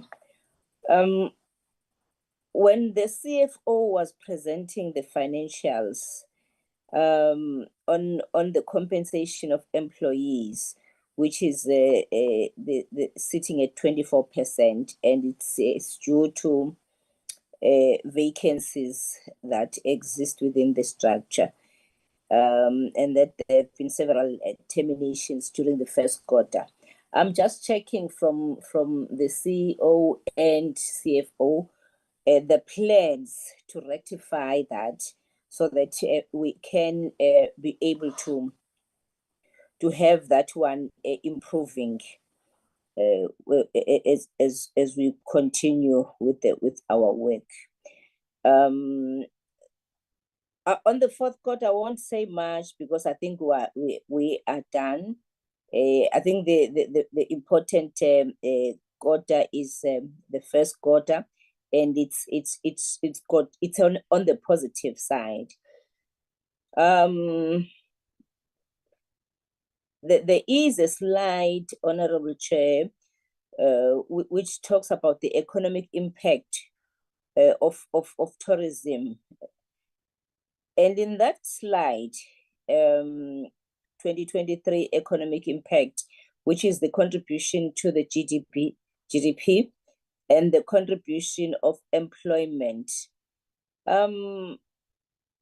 Is it possible, Honorable Chair, to get at some point the breakdown of these employments in terms of, because employment in this country is very important, job creation, in terms of us saying these were the temporal jobs that were created, and these are the permanent jobs that were created out of that positive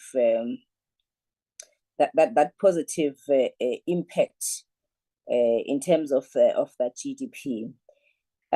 Honorable Chair, there is in terms of the presentation, I would like to know in terms of the TOMSA levy, if there are any engagement with the Tourism Business Council of South Africa to increase the TOMSA levy, and are there any plans to market and encourage members to engage on the increase and their contribution to the increase of the TOMSA levy collection? My last question, Honorable Chair, is on our on the list of if we can get at some point be provided with the list of tourism, the tourism achievements by the SAT and its location in terms of the previously disadvantaged communities and the current analysis. Are we getting more people from the villages, from the townships involved in these programs? If it's positive, but I don't think that we can get that analysis now, Honorable Chair. I'm just requesting that it be provided as we continue, so that we can see and know as a portfolio committee if we were able to draw in the economy, in this economy, in this achievement of the economy, we are able to talk about emerging tourist, how do they benefit, how do they get involved, in particular from the previously disadvantaged community, which is villages, which will be a rural community, which will be your township economy. Thank you, Chair. Thank you to you too. Thank you very much for those questions. Let me now hand over to the delegation from the South African Tourism. You will CEO respond in an order that does fit the questions that were raised. If you want to start allowing the CEO first or the CFO to answer first, it's up to you. Thank you. Go ahead. Thank you, Chair. And thank you, honorable members, for the comprehensive questions. Chair, I'm going to start, and then I'll just point to the different executives who will then provide details on questions in their area of responsibility. I'm going to start with the first question, Chair, around the decline in international arrivals when compared to the world or global tourism sector. The key reasons for the decline, specifically for South Africa, is that we are dealing with a loss of airlift when compared to 2019. So those are one of the reasons that's driving that number when we compare to the world. So it has to do with airlines and airlift. There was also a question, Chair, from honorable member, of whether or not we are engaging with airlines. Yes, we are, together, led by DM and the minister.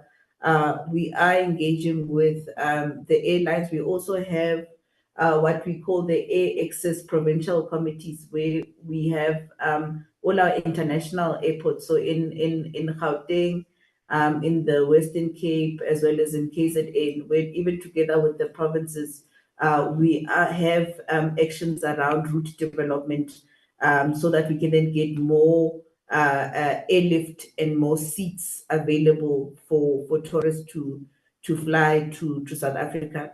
I'm also aware, Chair, that even at ministerial and DM level, there's been engagements around the work that we need to do as the department and South Africa around air access. So we've been given guidance in terms of the mitigations that we need to put in so that in the long term, we are able to work together with our colleagues in the aviation sector on improving airlines to South Africa.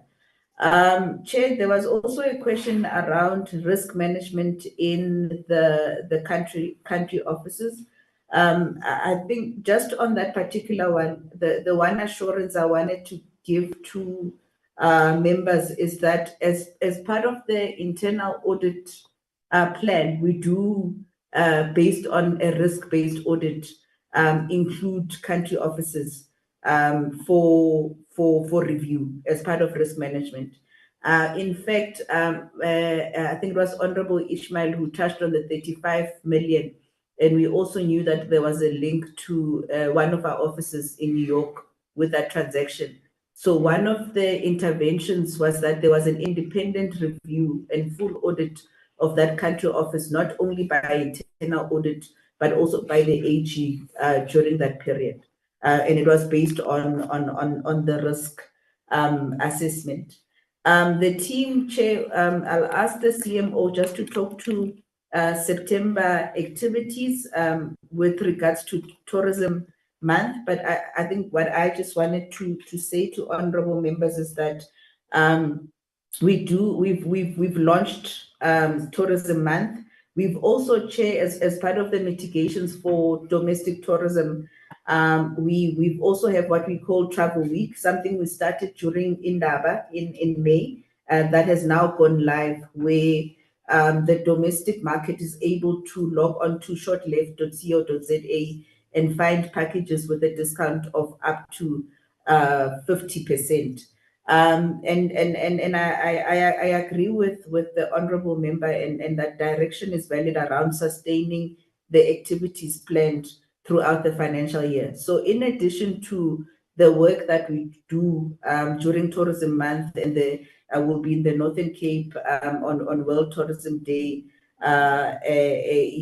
giving the world a view in terms of the work that we do as South Africa from an astrotourism perspective. But we also have an annual marketing plan, implementation plan for the entire year, so that our marketing plans are not just limited to a particular month.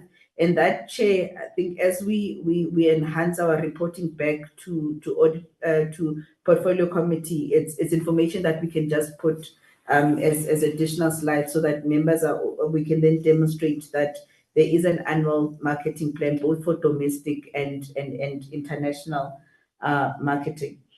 Chair, there was also a question from Honorable Ishmael around the amount of meetings, and you are right, Honorable Ishmael. It's linked to the guidance that we previously received, that we now including the slides. Based on the Tourism Act, it gives a minimum which says at least 4 meetings. But from our perspective, is what we do is that we then manage the budget, because there's a budget that's approved upfront for board remuneration. So whatever number of meetings, one is limited by the budget, but it's also limited by the reason for those meetings and whether or not those meetings should be happening. So that's what we are tracking. But the answer to the question around what are we allowed, how many meetings are we allowed legislatively? The Act says at least, so a minimum of 4 meetings, but we are aware that we've got a responsibility to limit the meetings because there are financial implications. Chair, Honorable Ishmael also asked about the status of whistleblowing report. Through you, Chair, I will ask that we do a detailed report to PC via Minister and the DM, because I am aware that a decision was then taken that whistleblowing is led at board level. So it might be a report that just comes directly to PC around whistleblowing, including the status thereof. There might also be a benefit once the decision is made that the internal audit function actually deal with those reports in their entirety. And there's a session where they take members through those reports. Chair, there was a question on former employees and whether or not they've taken us to the CCMA. The CCBO, because it was a specific ask, I can confirm that we're currently not sitting with any CCMA trigger from the former CCBO. And then on the COO matter, and similar to other employees, there's been a trigger at CCMA. Chair, it started with an unfair suspension claim. That one was dismissed, and we have the order on that.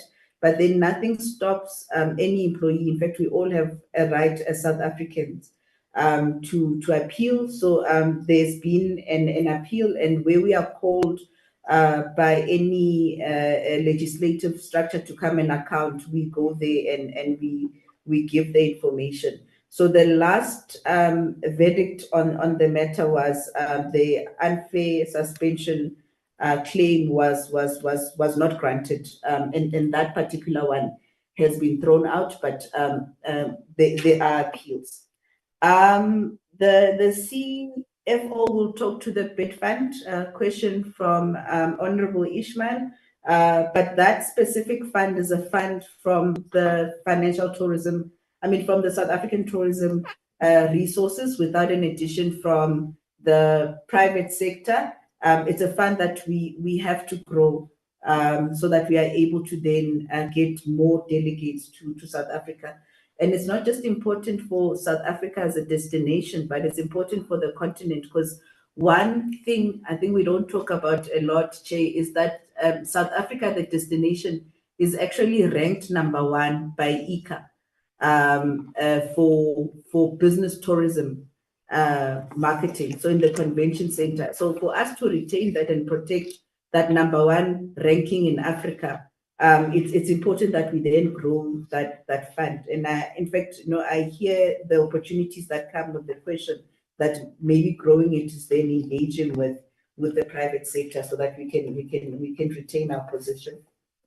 Chair, there was a question, and I've noticed that DM is no longer in the meeting, but I'll just attempt to answer it around South African and Brand SA. Just say, in the past, there was talks of a consolidation of the two functions, but in the last year and even in the current year, that has not happened. So we are continuing with South African tourism as the entity, as a standalone entity of the Department of Tourism.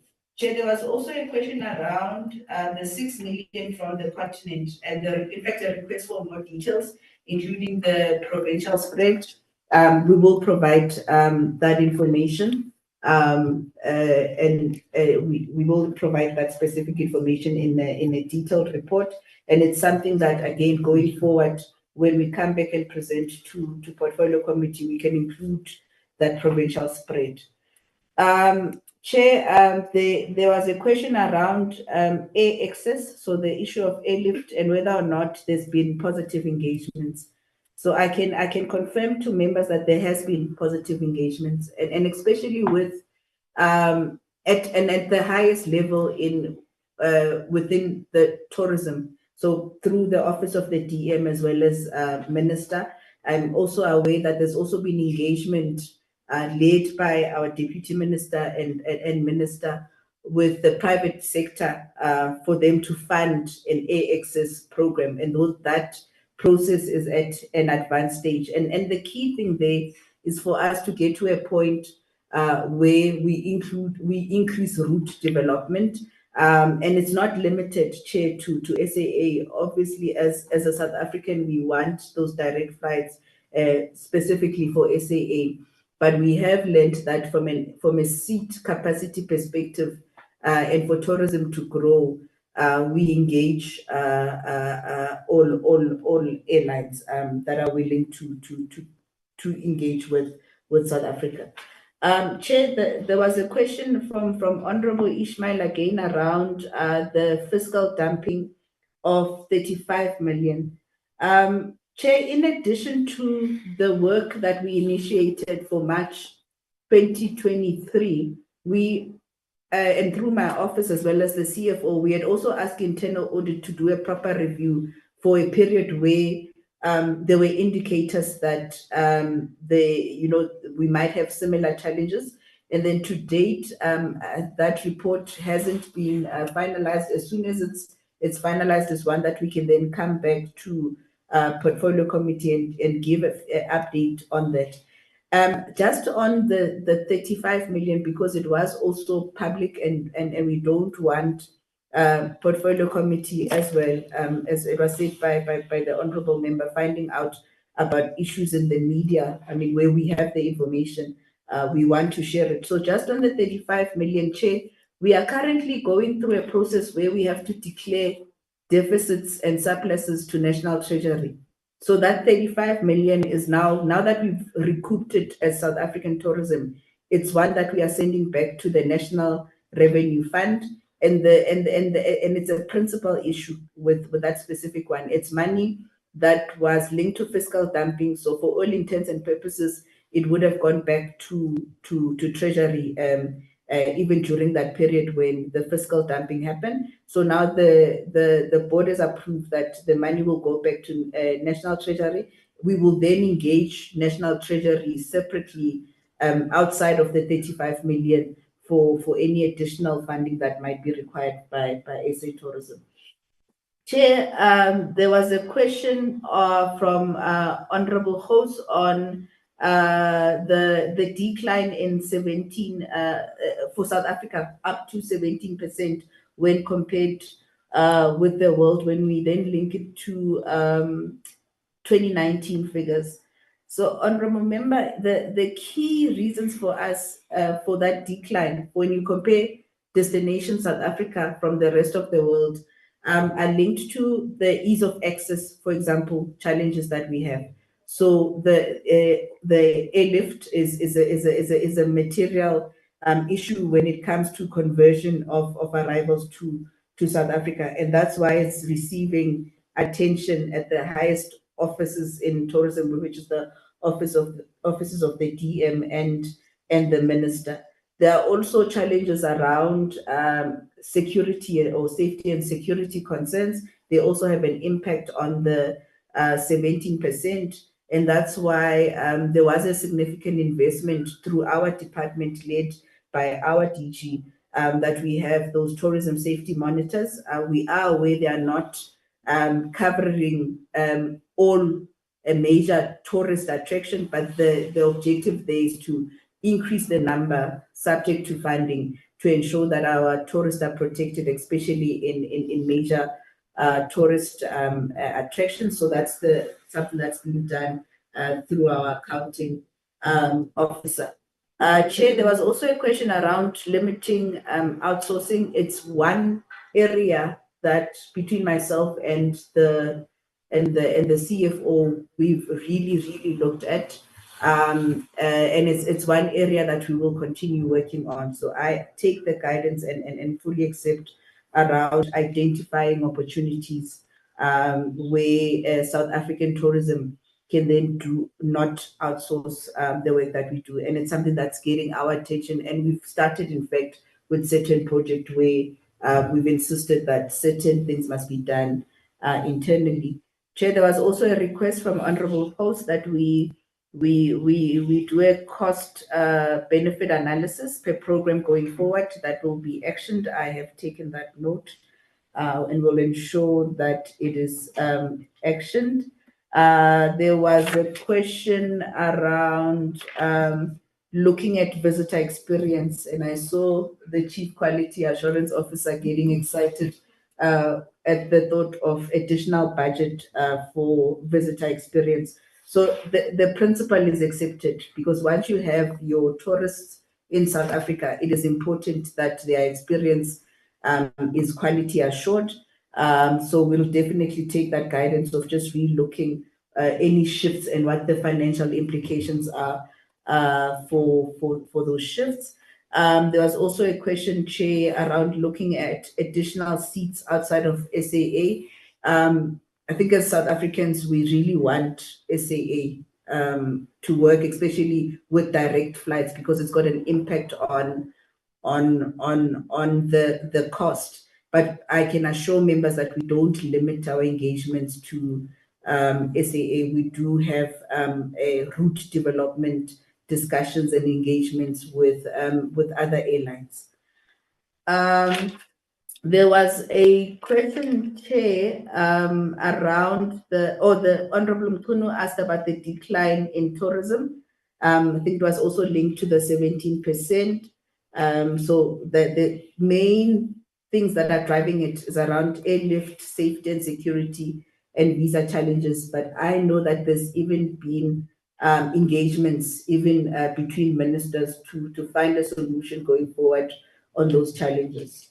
Chair, there was also a question around short-lived, and that, in fact, also a request that we provide a detailed analysis on the effectiveness of the campaign that I'm taking, and we will provide the information. But just based on what we know internally, as well as the work that we've done and the benefits from short-lived, is that there is brand equity associated with the short-lived brand and the campaign. It's something that South Africans are able to link to tourism, and that's why we continue with short-lived.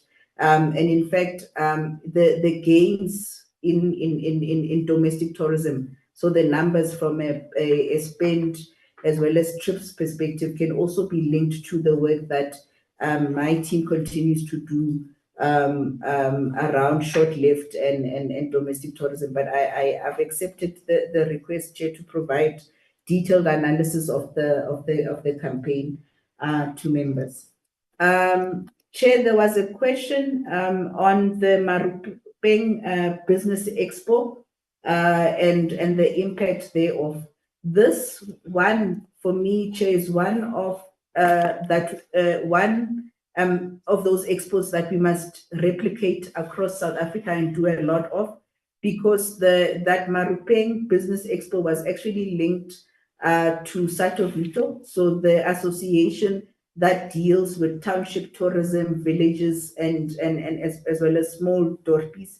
It's one that we supported, and it's one that directly talks to township tourism and village tourism. And if we then begin to see a lot of those, then we know that there's a direct impact to those segments. Chair, there was a question around the membership totals for, I assume it was for grading, that the Chief Quality Assurance Officer can then talk to. Honorable Tunu then asked about the decline linked to COE and asked that we just look at that and ensure that going forward we don't sit with that challenge. I think just for the presentation today, the key thing linked to that, Chair, is that the capacitating of the organogram is the one that will then lead to the financials that are linked with that number. So for as long as we have vacancies, it will then have an impact on that overhead cost.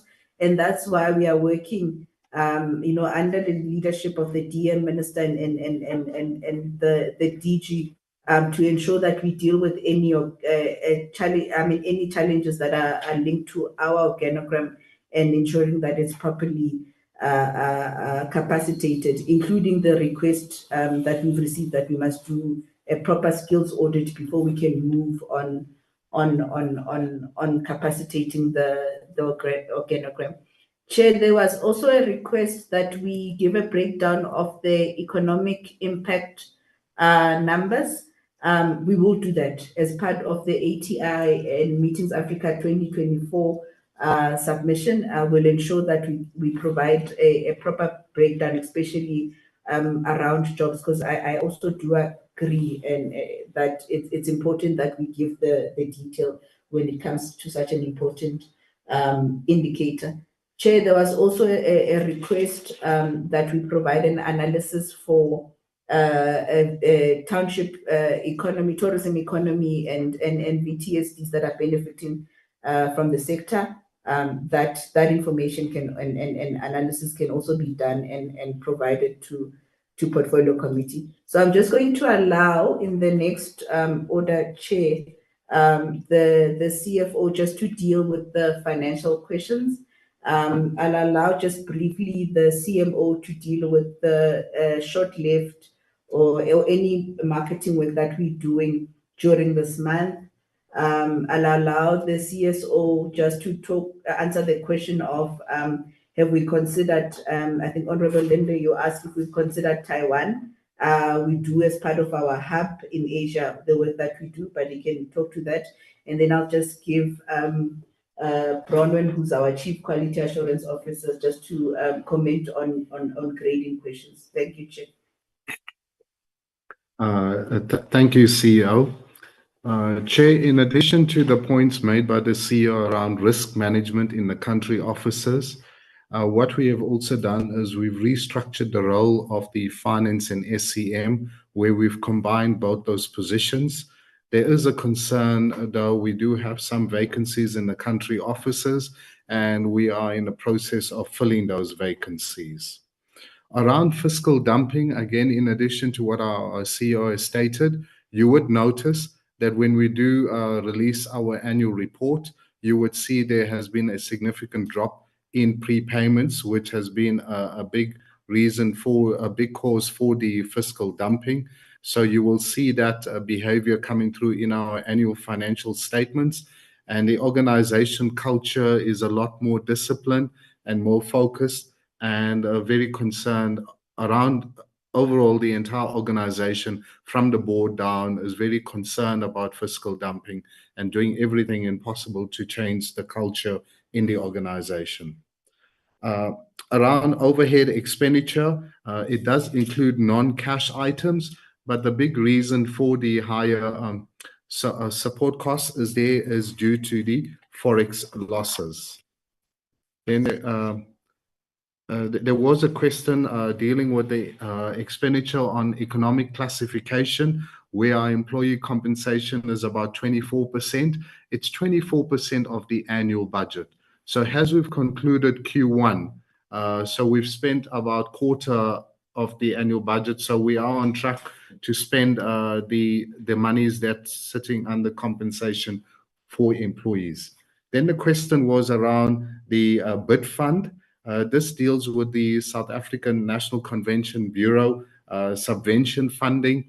We do have that in place. We do, in fact, receive bids from the private sector. What we do at SA Tourism, we align with the different provinces.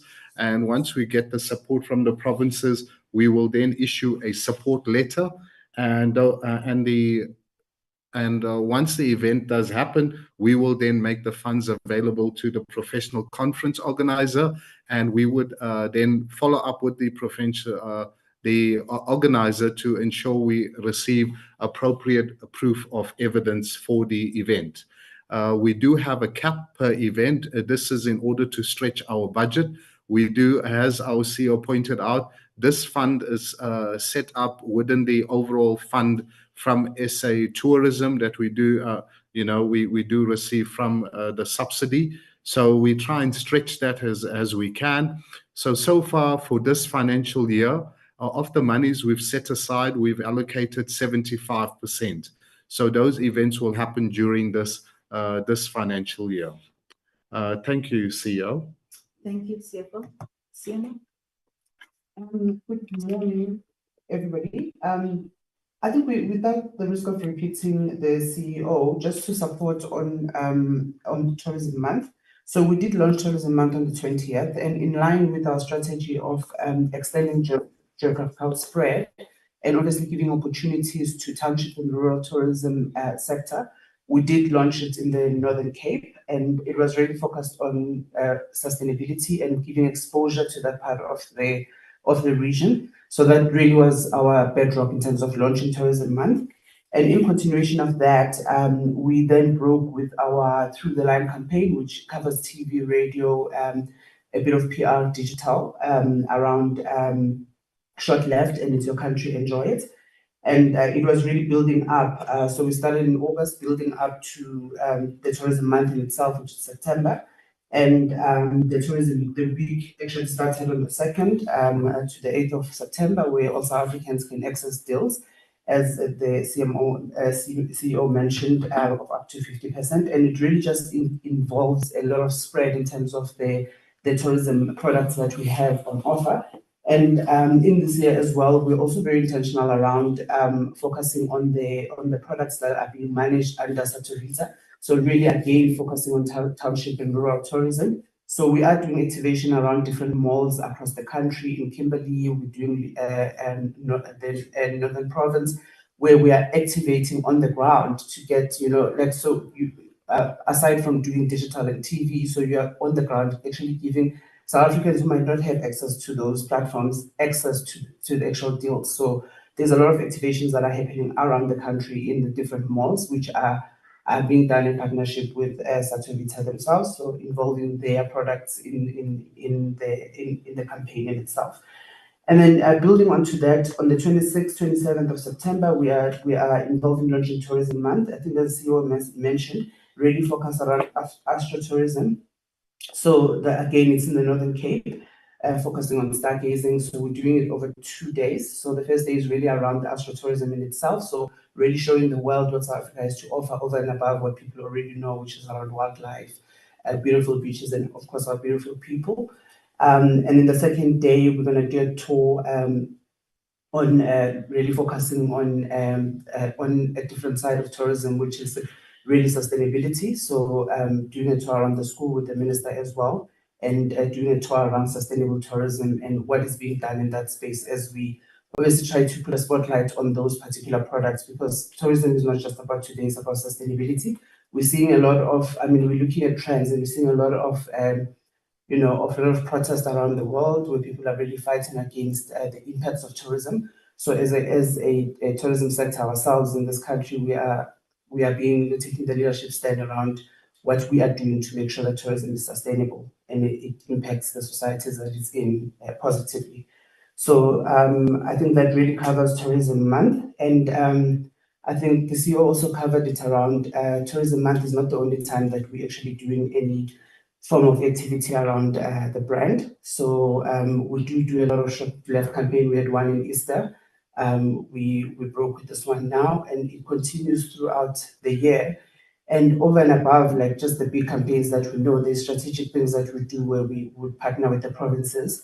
If there's an event, like for example, there's Delicious in Joburg, we'll partner with them and see what we do in terms of ensuring that we drive the tourism products within the region. And we'll do that across the region. So that's what we do in Short Left. And from an international perspective, I think we already spoke around the global brand campaign, because really there is about building the positive affinity to the country. And there is tactical things that get done in the country. It's not that the work stops because our global brand campaign execution is not ready. So there is already implementation of some other stuff that's already there to ensure that we keep the brand awareness going in those countries.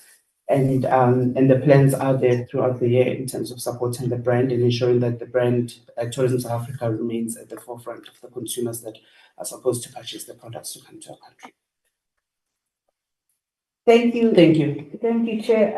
Our Chief Strategy Officer, who deals with research that informs where we market, will just give less than a minute here input into the work that we're doing in Taiwan. Thank you, CEO. So yeah, good day, members. So a quick answer to the question around Taiwan is that currently in our market portfolio, or the basket of markets that we are focusing on, Taiwan has not been prioritized. A reason being, currently when we look at the markets that we want to invest in, we need sufficient data for us to guide the decision. So in total, we look at about 240 markets globally. And Taiwan was one of those markets where we could not source all the relevant data that we require for us to be able to come up with a compelling case to prioritize them.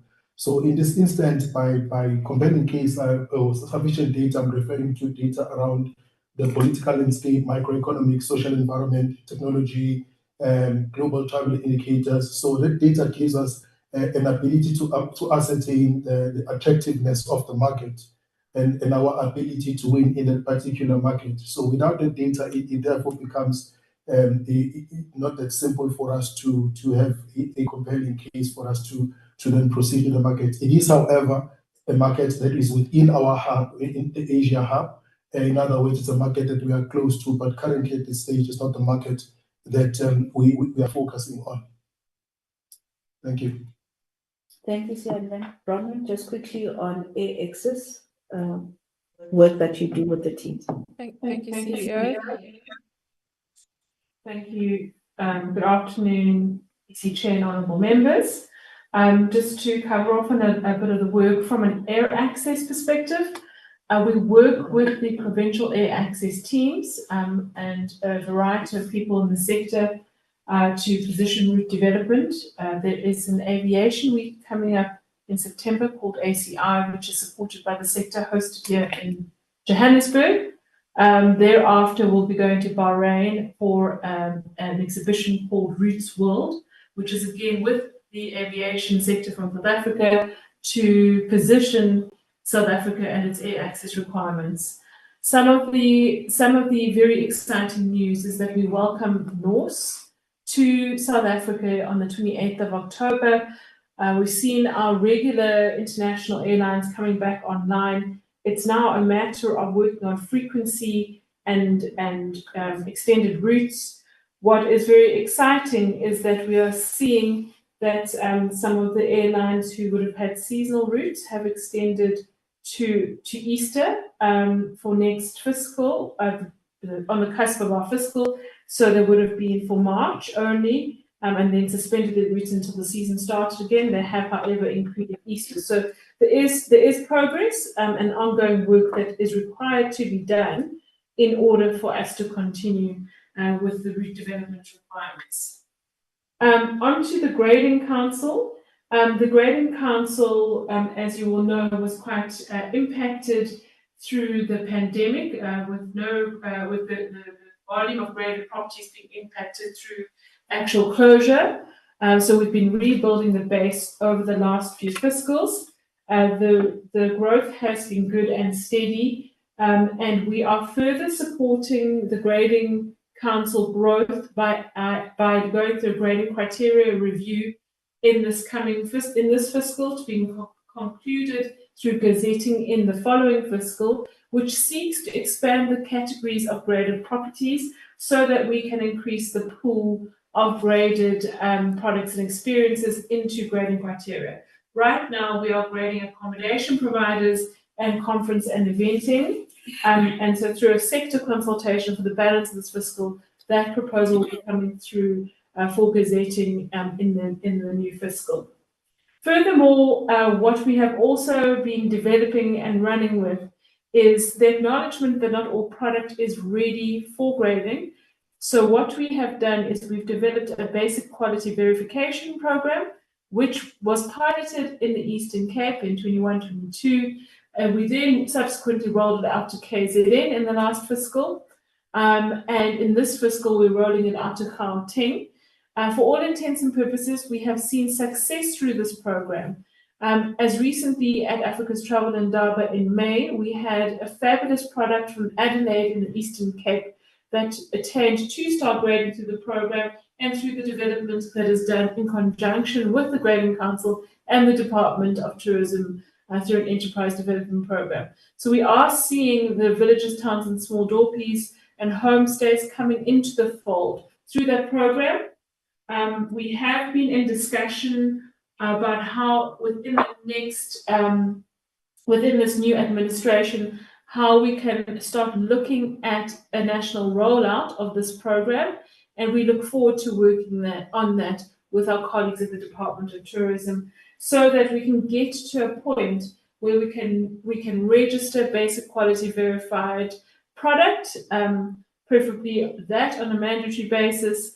However, from a grading perspective, because not everyone is in a position to be graded, it would be very hard to make that mandatory. So that is how we would look to growing it into the future. I hope that satisfies or answers the questions. Thank you very much for the opportunity. Thank you, Chair.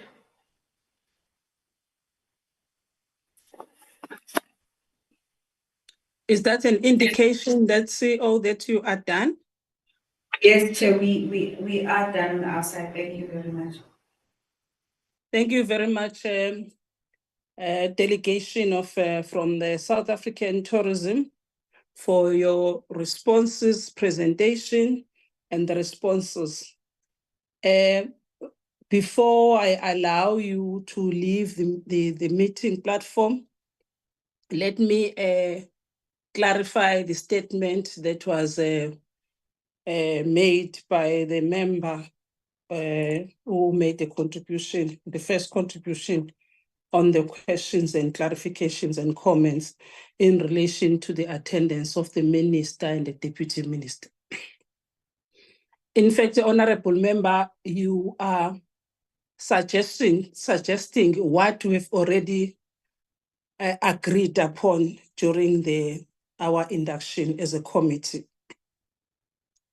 We said what exactly you have proposed. We said the minister will be invited either or twice a month or once a month, depending on the nature of meetings. The only thing that the management did was to deal with the operational matters of the decision made by the committee. And that's it, that the meetings that can be held virtually and those that can be held physically. And then secondly, which are the meetings that the presentations that do not necessarily require the department in terms of the minister, the minister and the DG, the entity can respond on itself. So I think there is no disagreement on what we have raised. Maybe the confusion was done by to say that the management, I should have said the management has implemented what the committee agreed during the workshop. And on the matter that you are cautioning the chairperson and the committee about the previous minister, I think we are well aware of some incidents that will happen in other terms of parliament. But as you indicated, that there are channels that can be used to rectify that. But personally, I wouldn't want to judge any minister based on the previous minister that I've encountered with. I want to give the minister a benefit of the doubt that, as the minister indicated earlier, she's well aware of her responsibilities to the committee. And and myself and the minister at some stage very soon, we will have a meet and greet, and those things will be also be reminded among ourselves that the commitment that the minister is well aware, and her deputy too, and the DG to attend the meetings. So I think let's lay our fears down. Everything is covered, as the member fortunately suggested earlier on.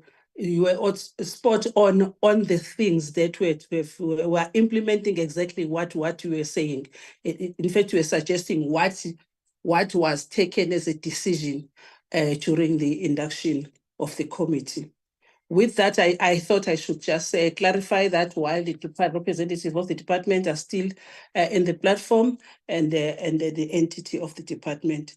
With those words, thank you very much once more, members of the representing the department and the entity of the department, SA Tourism. you are now allowed to leave the meeting. The committee will remain and deal with committee items only. Thank you very much. Let's just stretch ourselves while we are allowing the department and the entity SA Tourism led by the CEO, to leave the platform. Thank you. Thank you, Chair. Thank you, honorable members. You're most welcome. Thank you, Chair. Thank you, honorable members.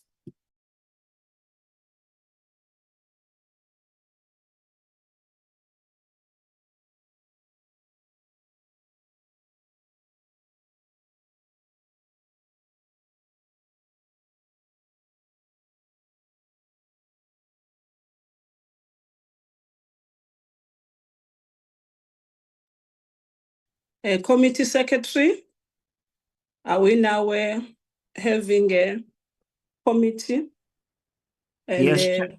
the department has been able to, so that we don't get distracted by the devices. I can listen, that is quiet, we can proceed. The next item, honorable members, is for us to consider and adopt our minutes of the previous meeting. Committee Secretary, I understand that the minutes were sent to members early enough. I take that the members have gone through the minutes. You can just talk to the minutes. Thank you. Afternoon, Chair and honorable members again. The minutes that I am presenting today are the minutes of the 27th of August 2024. The minutes were physically in Parliament. It was the Department of Tourism on the fourth quarter performance report and the first quarter performance report for 2024-25. These are all members of the committee were present in the meeting. The officials were present in the meeting. And then the chairperson opened the meeting, and then just the synopsis of what was presented basically by the DG of the Department of Tourism, and the deliberations as presented by the members of the committee, and the responses, just as a summary of the discussions as pursued by the members and the minister, and then the adoption of minutes for the 10th of July 2024, the 15th of July 2024, and the 23rd of July 2024. And then the chairperson thanked the minister and the deputy minister for the presentation and expressed the wish of the committee not to have the minister and the department appearing every day, every week before the committee. That would hamper the work of the department. Yeah, that was the conclusion by the chairperson. Thank you very much, Chair.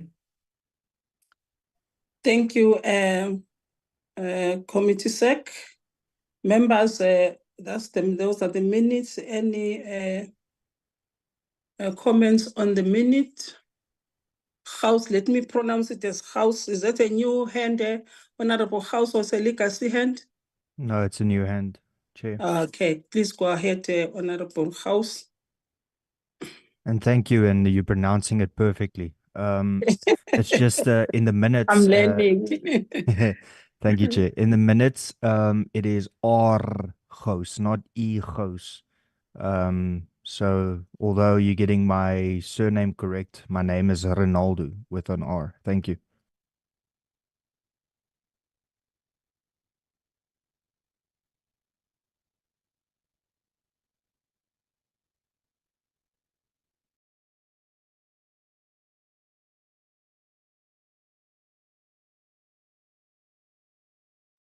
I don't see any hands for contribution. It means the members, with the exception of that amendment or correction by the member, are satisfied with the minutes. If that's the case, then can I have a mover and a seconder to adopt the minutes?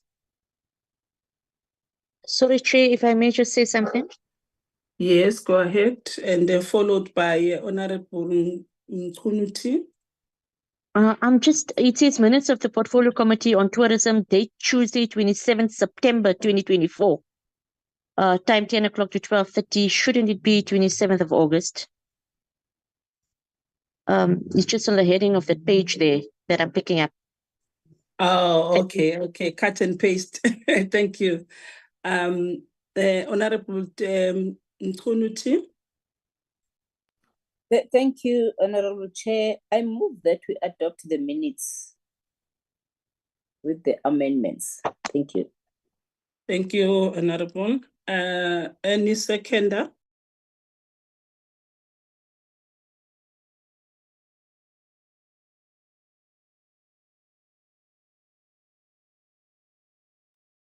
Chairperson, I will second the minutes.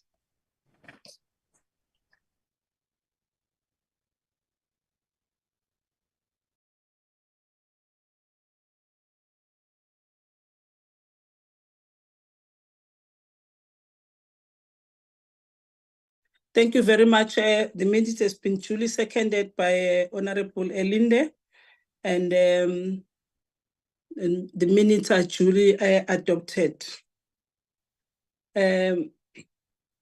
Honorable members, the meetings, the forthcoming meetings, as I indicated earlier on, will have the minister and the department on the third week and the fourth week of September. So 2 meetings of the month the minister will attend. And Honorable Ismail has sent a message to appreciate the explanation and indicated that maybe she missed the other part, that it may be sometimes it may be twice a month, or as she indicated once, that part of maybe twice a month, as she added also the once a month, depending.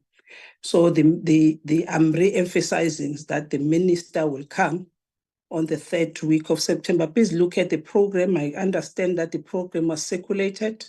I've read it. Can you confirm, Committee Secretary, that all members gadget, they did receive the program? The program was sent, according to my knowledge, they were. I confirm, Madam Chair, the program was circulated. Thank you very much. If you those meetings also will be physical. The next week one will be virtual, and then on the third week of September it will be physical, and on the fourth week of September the meeting will be physical, where the minister and the delegation will be in attendance. With those words, thank you very much from our guests that have been with us from the beginning of the meeting, and then the members of the committee. The meeting is adjourned. The meeting, we've come to the end of the meeting. Thanks. Thank you, Chair. Good day to everybody.